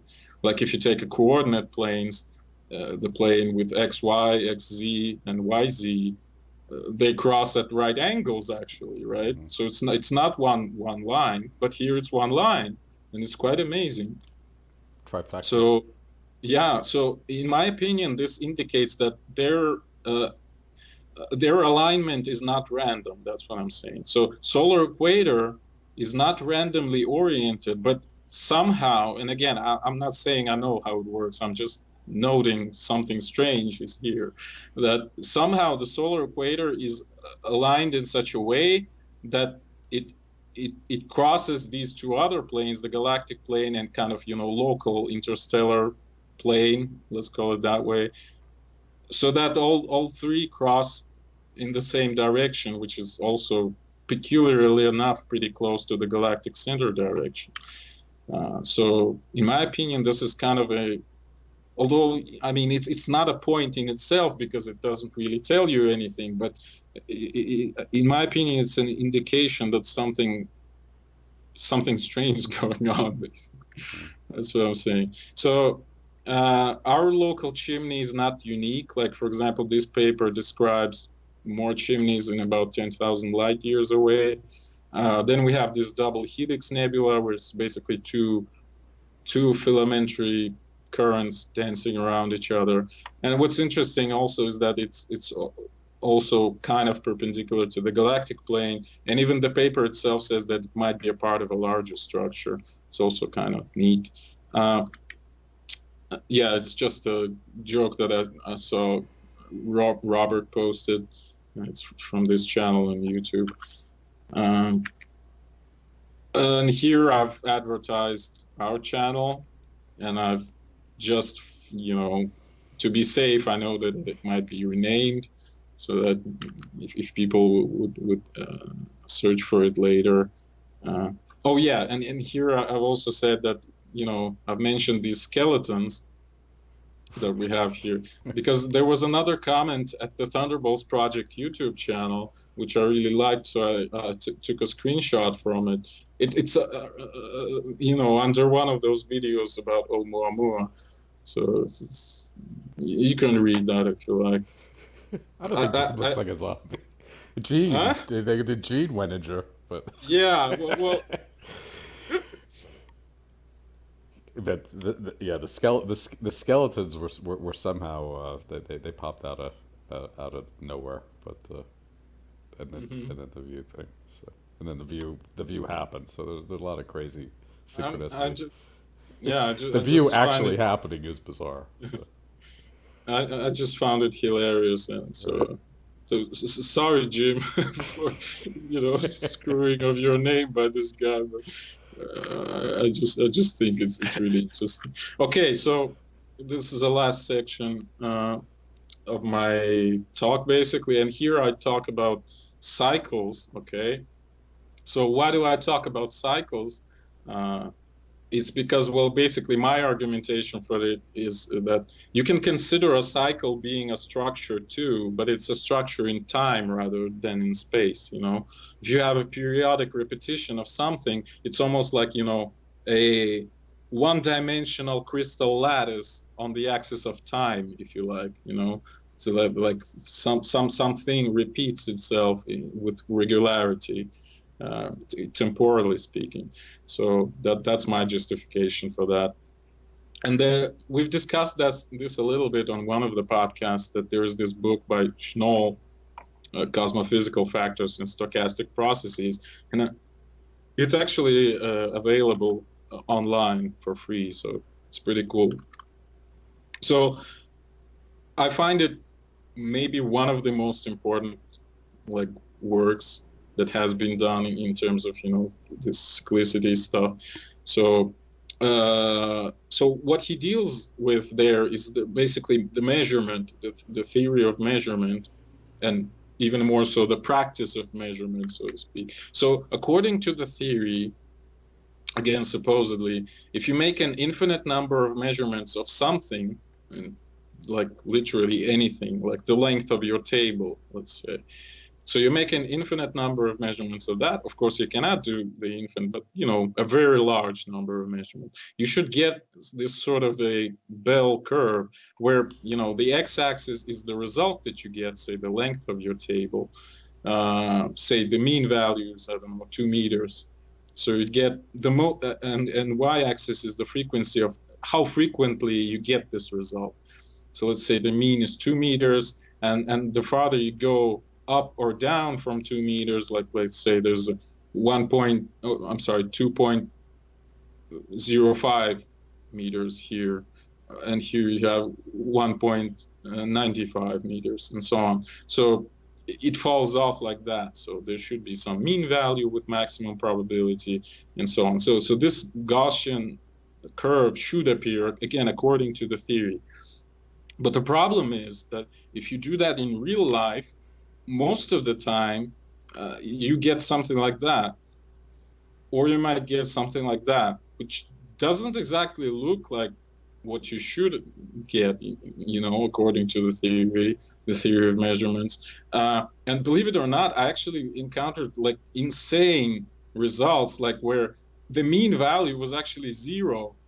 There was no single, measurements corresponding to mean value, but there were, some weird peaks and troughs here and some weird peaks and troughs here, but they still painted this bell curve around it, like there was some mean value, even though it wasn't detected a single time. So it sometimes gets really awkward and really stupid.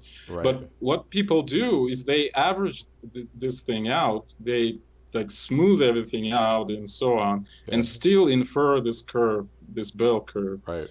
It's most famous for blurring, in images. So just interesting metaphor.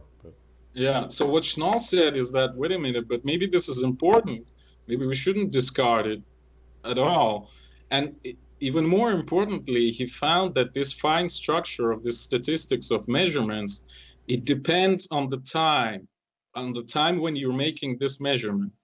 Now, obviously, you should be really precise. Like sometimes, like you really should have a good precision to measure that, because the very width of that whole thing might be pretty small. But anyway, this is what was later called Schnoll effect, but by other people that worked on this problem.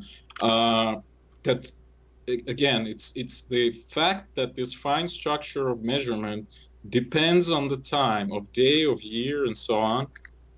And so what's even more interesting is that it seems like that all kinds of random processes, let's say, of all kinds of measurements depend, have kind of the same statistic, the same structure of statistics if you make them at the same time. So here are a few examples, like, and again, that's all from his book. Like, for example, discharge latency in a neon lamp and electrophoretic mobility of lattice particles. You can see that, well, they're not exactly the same, but they're very similar, the statistics of these measurements, right? And some other examples, like, beta decay of C14 and some other parameter measured here, and some other things are measured here, so on and so forth. So it's a really peculiar find, and I find it really, it's really important to acknowledge that, and to keep that in mind. So here are some of the periods that he identified, like, the periods of repetition of these patterns, right? So, and they all correspond to some sort of motions of stellar bodies. Like, we have days, months, years. And what's interesting is that even half of the day and half of the year is also kind of a period of its own. And we'll see that a little bit later. It's kind of a spoiler alert here. So I believe that if this is actually the case, and I have no reason to not to believe him. I mean, he's like not some crook. He's actually a really recognized scientist, and he worked in biochemistry initially, I think. So he studied, the folding of proteins and things like that. That's where he discovered that initially. But later he has done some tremendous amount of work. Like, he's been working on this for half a century, basically. But he's also quite an accomplished scientist outside of that. So I don't think there is any reason to doubt his work. But of course it might be wrong. I'm just saying that I believe him. That's my point. So I think that this might be a genuine foundation for some sort of new astrology. I mean, if really physically something happens and we might measure it and it depends on the time, well, that's exactly what astrology says, right? Like, one moment in time is different from the other because there is a different configuration of celestial bodies. And there are also cycles on top of that correspond to the motions of celestial bodies and so on. So why not? I think it's a very reasonable, conclusion that might be done here. Okay, so a couple of other interesting cyclical things. Like, for example, this paper describes the detection of an interesting oscillation, 5.9 year period of the length of day variation. So the length of day actually slowly increases, but not only kind of more or less linearly increases, but there is also an oscillation on top of that linear increase. So you might subtract this linear trend and get just purely this oscillation. That's what they did here, all right? So they found that it's not a very big change. You can see 0.1 millisecond roughly, plus or minus, but it's detectable. I mean, we can see that clearly. So again, 5.9 year period, some strange oscillation, okay? And kind of related to that is this other paper where well, you've probably heard of the problem of measurements of gravitational constant in the lab, which you can see here that our precision is really poor in terms of determining the gravitational constant, like 0.1% accuracy or something is what we have for gravitational constant. And that's really bad. I mean, it's one of the fundamental constants. So now, in case you're wondering how are we able to launch space probes with that poor precision? Well, it's because people don't use gravitational constant per se in astrodynamical calculations, I guess, astronautical basically. People use what is called the gravitational parameter, which is this g times mass of the planet or the sun or whatever else. So they don't need the constant itself to make these calculations. But we know, again, there is a big problem with constant itself. You can see that these measurements really cannot be, some of them are almost like mutually exclusive, But what these guys did is they said, well, what if we try to approximate this with sine curve? Because why not, right? And so what they got looks not very good. I mean, there are some things that are not in this how would we call it, mapping corridor, yeah, but still it looks pretty decent. But the most interesting thing was that it is exactly the same curve as this one. It's exactly the same period, 5.9 years, and it has exactly the same phase. So it's like you just take this curve and just transplant it here, and it was their best fit, the best fit that they found for these measurements. What are now, the of course, huh? What were the measurements? The red dots. What do you mean? What? What I mean, what are they measuring? Just the gravitational constant. I believe it's something like maybe what Cavendish did. Maybe some sort of well, how do you call it? That like the rotational balances with masses or something like that. Okay, so like each of the names are like different places where they were. It's a different measurements of the G constant that have been done in the last 30 years or so. Got it. So, and they found the same curve here. Now, of course, you can say, well, okay, maybe it's somehow related to, if the length of day changes, that means that the centrifugal force changes, and that might impact all these experiments in some way. Well, that sounds reasonable, but it doesn't exactly gets rid of the question, well, what causes this 5.9 year oscillation in the length of day in the first place, So, and there's no answer to that at the moment. And it's really interesting. It's a really interesting thing to look into. But even more so, remember we've discussed the neutron lifetime measurements. So there's this so-called bottle method where you pour neutrons. And again, this is what is called the free neutrons, right? I've mentioned that maybe neutrons don't exist inside of the nucleus, but the free neutron is kind of a totally different beast. And it's still a subject of discussion, what the hell that is in the first place. But okay, well, according to standard particle theory, neutrons exist. So they pour it into a bottle, essentially. Well, it's not exactly a bottle. There's a very complicated system with huge magnets and stuff. It's just a very simplified depiction of it. Or you can just shoot them through, again, magnetic coils and things like that, and just look at how many of them decay. So here you look at how many remain after a certain time, and from that you infer the lifetime of individual neutron. But here you're shooting them through this tube, I guess, and you just look at how many of them decayed while they were traveling there. So you're basically comparing the number of input versus the number of output of neutrons.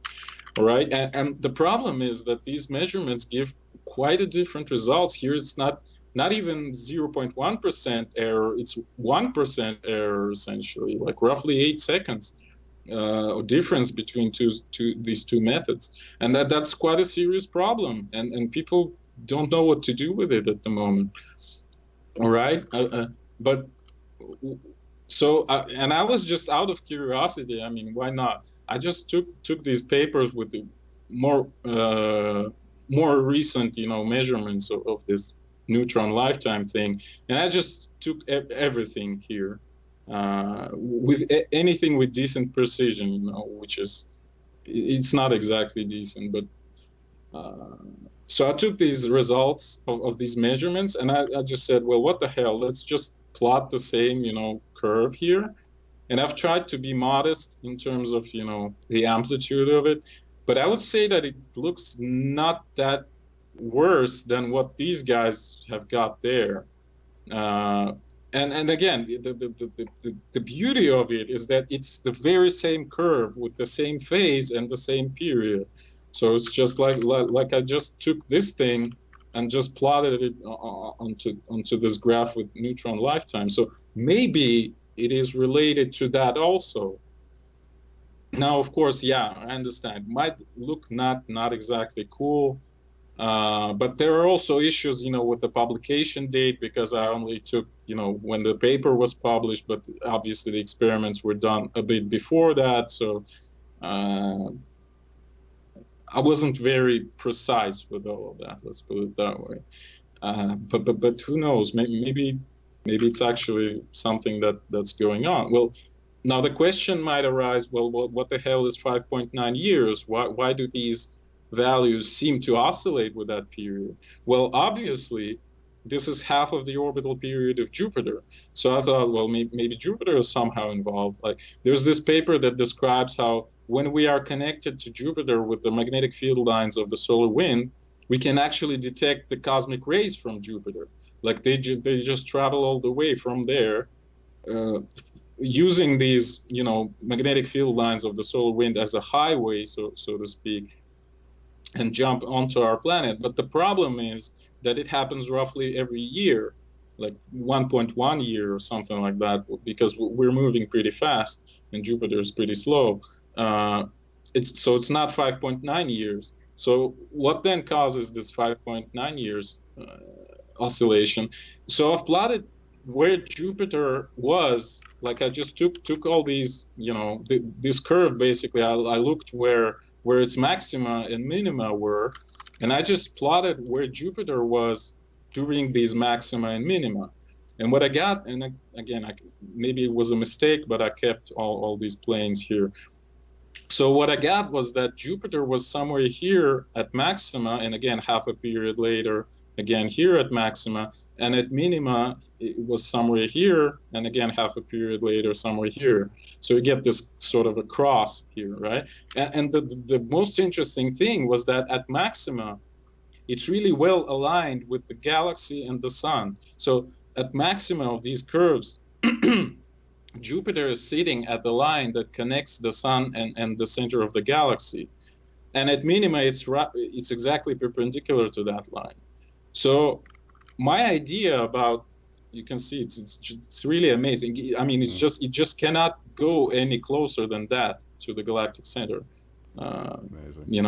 Just because of the tilt of its orbit and so on. So my idea about what causes this, and again, it's a hypothesis at the moment, is that maybe when Jupiter is on this line, it causes, again, displacement of the sun. Because Jupiter is the biggest perturber of the sun, just in gravitational sense. So maybe it causes some sort of motion of the sun along that line. Well, it's not even maybe, it does cause such motion, but maybe it causes some sort of external influence on the sun that later, manifests across the whole solar system as, the difference in these neutron lifetimes, some sort of effect on Earth, length of day, and so on and so forth. But when it's perpendicular to that line, it's some sort of other influence. But we have a mean value when it's not really aligned and not really perpendicular, in this kind of X shape in this case. So that's kind of the best bet, my best version of what's going on. So I think it's the cause of all this is the displacement of the sun with respect to larger scale structures because of the influence of Jupiter. That's what I'm saying, basically. Right, and some other interesting things that I've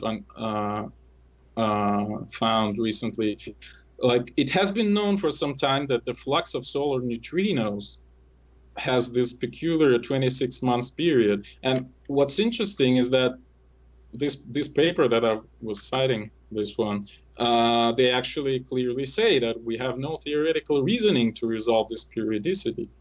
And well, I just wanted to note here that 26 months is actually the synodic period of Mars, which is, you know, the period in between of the same configurations of Earth, Mars, and the Sun. So maybe, I mean, Earth is like the most massive planet in the inner system, and Mars has a pretty eccentric orbit, so it moves back and forth to and from the Sun quite a lot. So maybe their combined influence on the Sun causes this, or something like that. But Eugene? yeah. What is the official standpoint on this effect? Because this effect would imply that nuclear decay, in this case neutron decay, for example, would be a result or at least influenced by external factors. But to my knowledge, that is not acknowledged right now. Yeah, well... Can you speak to that?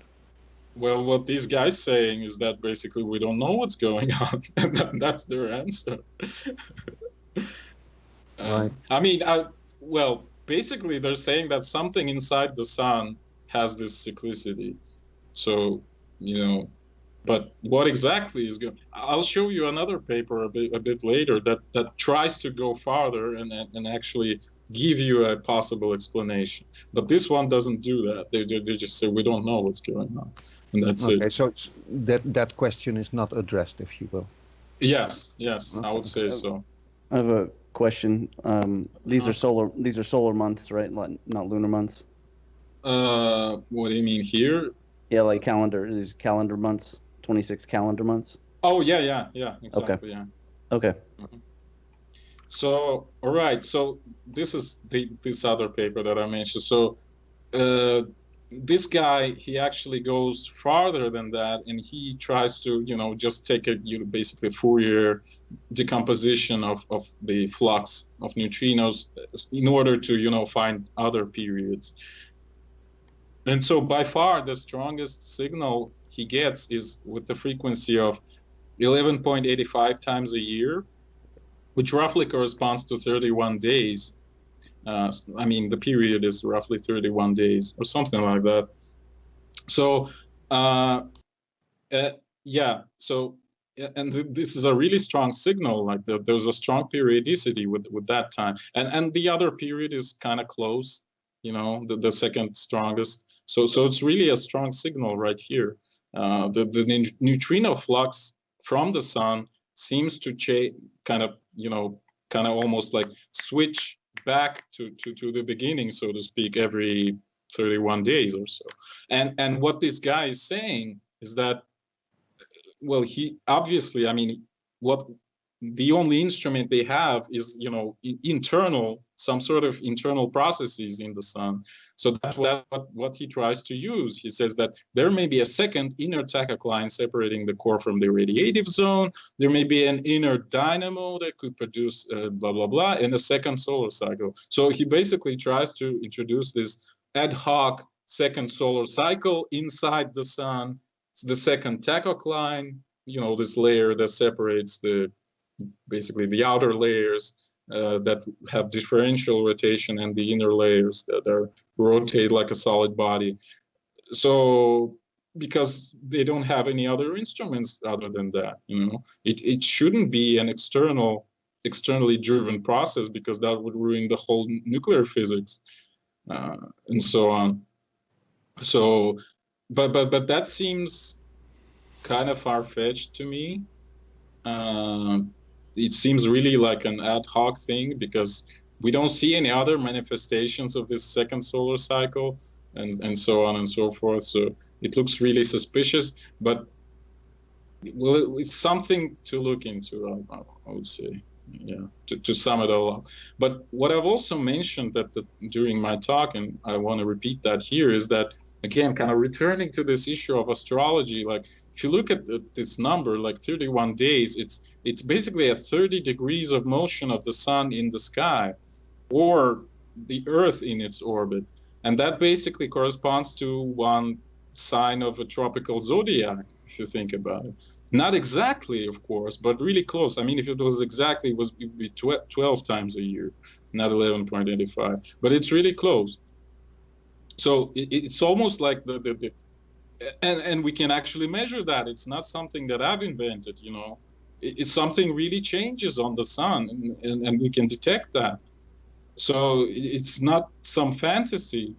The problem is how it works. Well, that's a good question, and I don't know.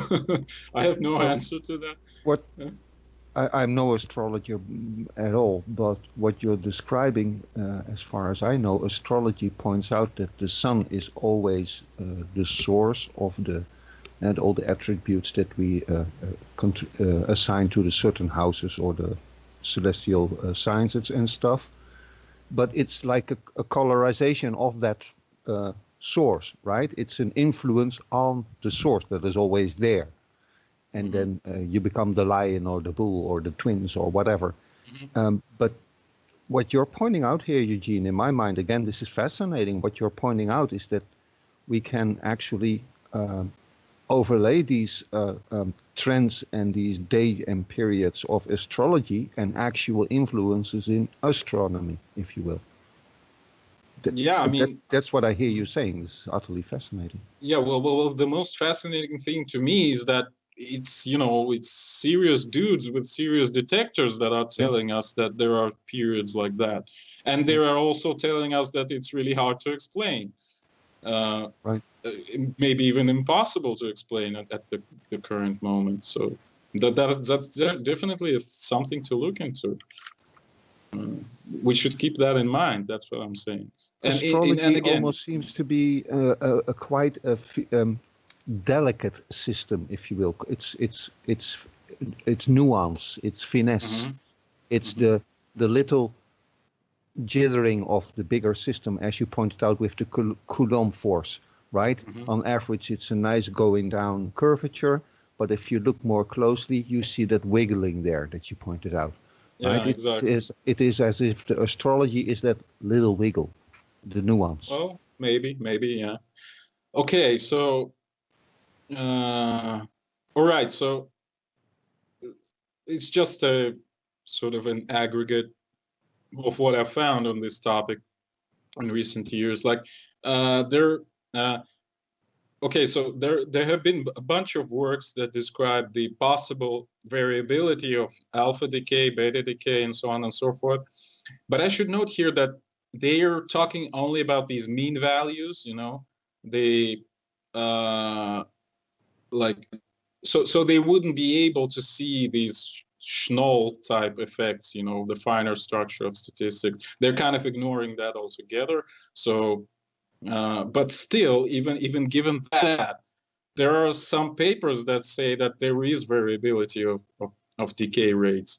And actually, like one of these papers, it actually says that it seems that neutrino flux from the sun determines the decay rates, like beta decay rates. And it's really an interesting thing, and I think that Ido, you might be interested in that. But at the same time, there's a whole bunch of other papers that says, well, you know what, there's no variability whatsoever. So, like, again, kind of long story short, like if you want to prove somebody that there is variability, you take these papers. If you want to prove to somebody that there is no variability, you take these papers. Well, that is the statistics comes in there, right? Yeah. Statistics can be put towards your liking a little bit. Yeah. Statistics might be nasty. Yeah. That depends a lot on how you process your data and so on and so forth. Exactly. Well, I guess the point I'm trying to make here is that it's not a settled issue at the moment. Like there is indeed some indications that there might be variability of decay rates, even the mean values of those. Not even talking about, you know, this finer statistics that Schnoll is talking about. Okay, so this is pretty much the conclusion to the whole presentation. So in the first part, I was talking about this Alphane's triple jump, and I proposed kind of this fancy pants quintuple jump, like to consider electromagnetism being the key force all the way through from cosmology to, you know, quarks and electrons. And again, it's not really a new idea, but my purpose was to kind of give some new evidence to that, let's put it that way. And it seems that many phenomena in nuclear physics and particle physics might be explained through the emergence of some sort of structures due to the, well, let's say, self-action of some sort of electromagnetic field or something like that. Then we talked a little bit about this extended gold scenario of earthquakes, where these, you know, kind of magnetic structures, let's call it that, might cause some currents that might lead to earthquakes and so on. But again, the details are unclear. It's more of a geometric intuition at the moment rather than a physical theory. Then I've mentioned my research into Oumuamua, this interstellar asteroid. I've noted that its trajectory is aligned with the interstellar magnetic field direction, and that its very appearance might have been caused by the solar activity in the first place. So it might not actually come from other stars, but it might have been ejected from the sun. And again, I'm not like 100% committed to this hypothesis. It's just a thing that I haven't found anyone else to be talking about, so that's why I'm kind of peddling it a little bit here. But I would be perfectly happy if it would be just an interstellar asteroid. It's not a problem with me. So yeah, then we talked about Jim's research, about the evidence for a solar system to be traveling along this local chimney, which seems to be kind of like Don Scott's Birkeland current. And then we talked about cycles and, you know, possible implications of larger scale spatial ordering in terms of temporal ordering. Like, you know, again, the perturbations from Jupiter to the sun might cause it to wobble back and forth with respect to this larger current, and maybe that's what causes the solar cycles. Maybe that's what causes all these really mysterious changes in Earth rotation rate, in neutron lifetimes, and so on. But of course, I'm not even nearly saying that I understand how it works. It's just an intuitive, you know, kind of trying to put things together at the moment. And this is my belief that research, kind of like what Schnoll did and so on, it might actually lead to some sort of renaissance of astrology. And I'm not saying that because necessarily I have, you know, some stakes in it, so to speak. I'm just saying that it's the most logical conclusion that might follow from that, in my opinion. And I have nothing against it in principle. Okay, so and this is kind of the final comment that I want to make here, is that it seems from what I've shown you, one might conclude that, okay, you know, there's this regular reductionist approach that, you know, you just add parts and you get a whole, so that, you know, the properties of atoms would follow from the sum of properties of quarks, electrons, and whatever, and their interactions. So you kind of climb this ladder upwards, so that, you know, the cosmological processes are determined by the sum of lower level processes. But at the same time, I would say that what I've shown you today might indicate that there is also a backwards motion here too, that the displacement of the sun, for example, with respect to the galactic plane and so on, seems to cause some perturbations on like super microscopic level. So in general, it almost looks like there's some sort of feedback loop, you know, where like microscopic processes add up to form macroscopic processes, but at the same time, the very behavior of microscopic particles is predetermined by larger scale processes. So it's almost like there's this feedback loop where, you know, micro determines the macro, while macro determines the micro. And obviously, kind of the problem that is with all of that is that we're not really ready to deal with something like that. You know, there's this reductionist approach where you go from bottom up. There is holistic approach where you go down. You know, but to integrate it all together, I don't think we're ready to do that. But at least, you know, to acknowledge the possibility of that is a very solid step forward. Well, okay. I think that's all. So thank you guys for attention. Yay. Excellent. Thank you for talking. Beautiful presentation, Eugene. Okay. It's nice to see it in more detail. Excellent work, Eugene. Absolutely fascinating. And that last remark, I'm on board. I see that happening, that interaction between micro and macro, up and down. Totally. Mm-hmm. Awesome presentation. Very nice. So do you have any like feedback for some more particular points, or?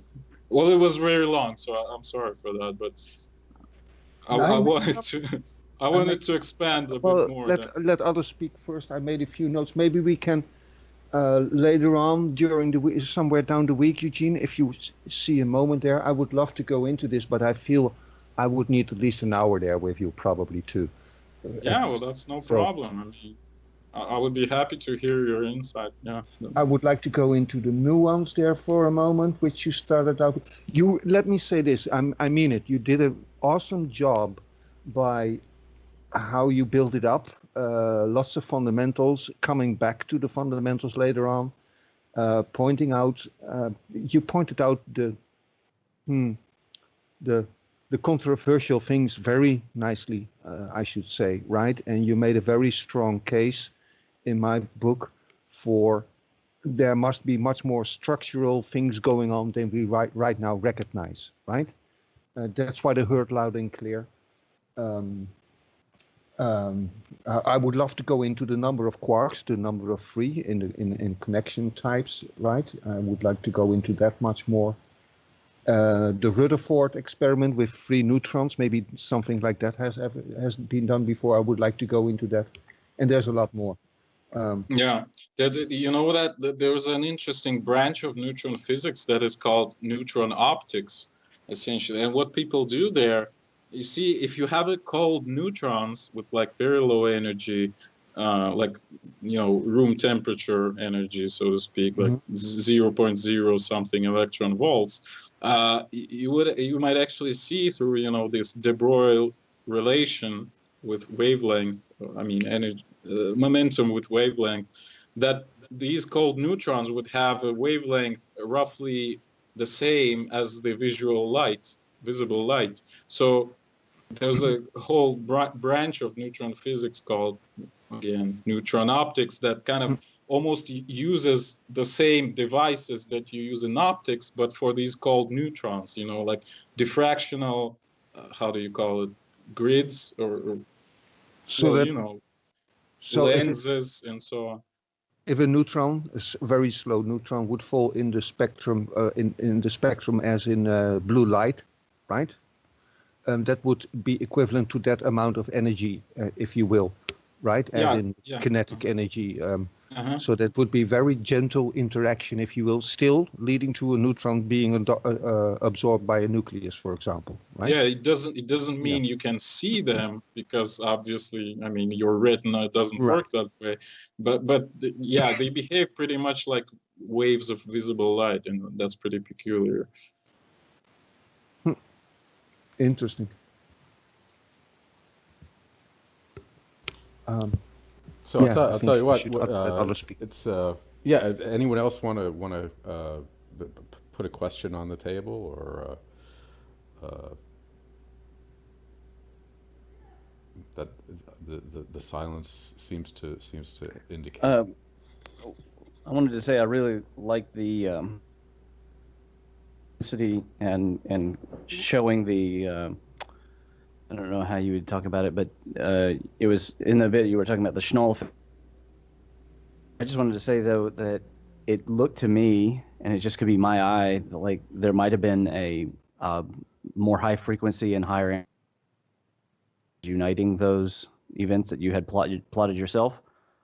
And maybe it's possible that there's more than one of these greater periodic waves. And it may be that we just don't have enough of these. They're too many years apart, and we don't have enough data to find that wave. But I really like that you saw that wave in there. And I personally believe in the variation of the so-called constants, and that the change in measurement is a real and an important issue that is, I guess, swept under the rug. So I like that you've put a lot of time into actually getting these measurements and showing, or at least following an intuition that there might be some very regular pattern to that, and that it is related to the magnetospheres of maybe the sun, maybe Jupiter. I guess you mentioned even Mars. That makes sense to me. As for like a new astrology, I think that falls right in line with a lot of the thoughts I've been having about new medicine and new religion, that there will come a time when the effects of this greater system upon our existence will be self-explained, that we will gather enough data to show those effects, and it will create some kind of new understanding, right? I have a book on lunar astrological observations of the Chinese, and the measurements that they were doing were extremely complex because they couldn't find a perfect regularity. There were always little wobbles and little changes to the behavior in the moon, and yet it was incredibly important. So they spent a lot of resources of the imperial governments of those times trying to keep track of how the moon would behave, because they were, of course, they had a bad hypothesis with the eclipses being related to the emergence of comets and such.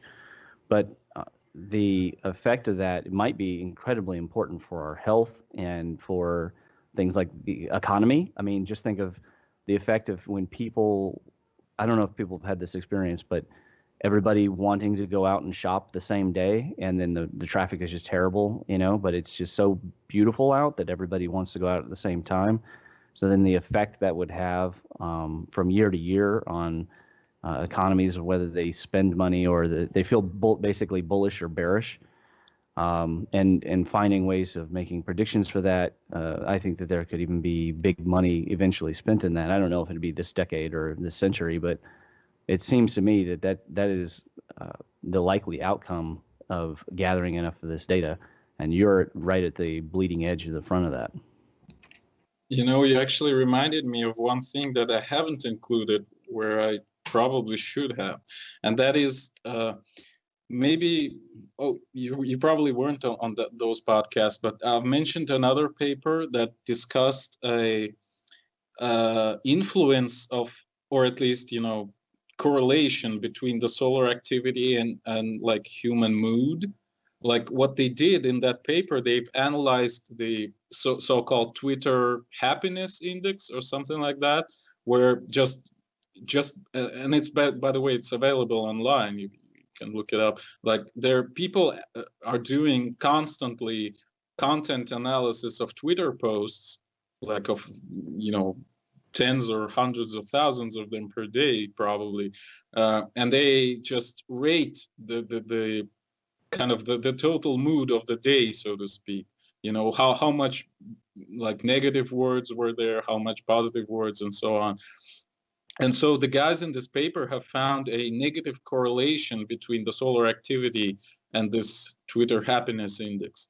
So at solar minima, it seems like people are in general more happy than at solar maxima.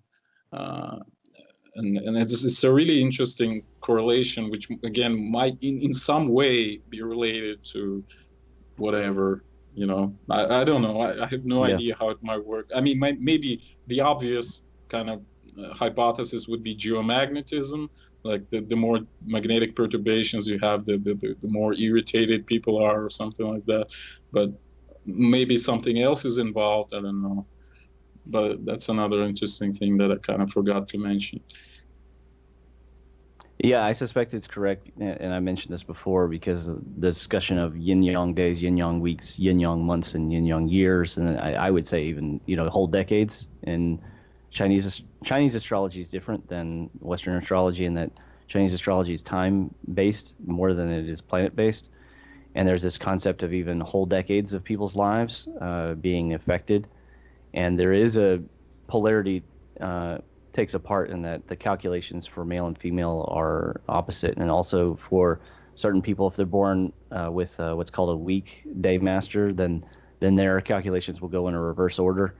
So the Chinese were really interested in trying to, obviously they were not rigorous enough, they didn't have enough data to do this, but creating calculations to try and figure out why people would have periodicity in the luck that they had, in terms of how they felt that their life was going. So, they might have like the first 10 years of life was great, and then the next 20 years sucked, and then they would go another few decades and it would be okay, and then at the end of their life it might suck again. So they were really interested in that kind of effect, and I suspect that there is a real effect there that is, I guess, manifested not only in our nerves, which would engage, it would affect how we engage with our environment.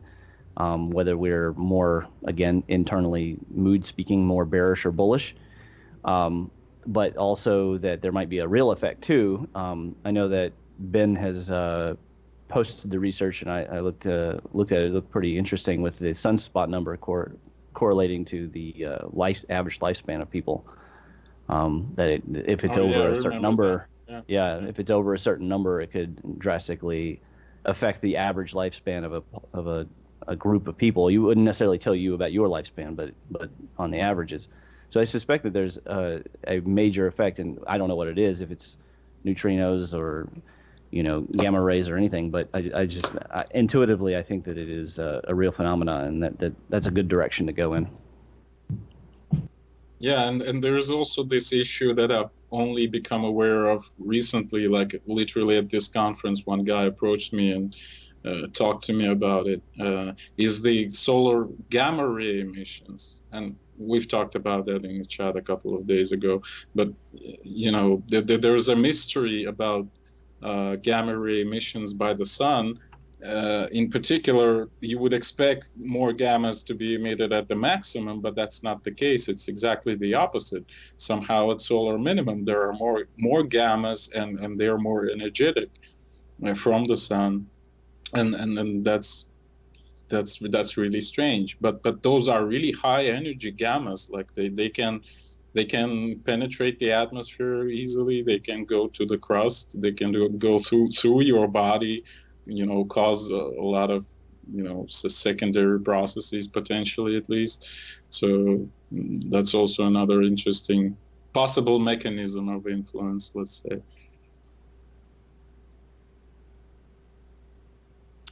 Very cool. Anyone else have anything? If not, I think it was an awesome meetup today, and we'll meet again on Tuesday, and then again on Sunday. If anyone wants to give any input before we sign off today, definitely invited. I'd just like to say thanks, Eugene. Amazing presentation. Good correlations, and I love what you're doing. I love where you're going with it. Yeah, you're welcome. Well, a lot of it stems again from my from what Ido has made me aware of. So, it's like the very first half of it is really I'm really indulged. So yeah, I wish to say thanks to Ido again for that. This whole particle physics part. Well, I really think you did a fabulous job there, and I could clearly see what message you were bringing out there. I find my words are lacking here to express my thoughts. It's the end of my day.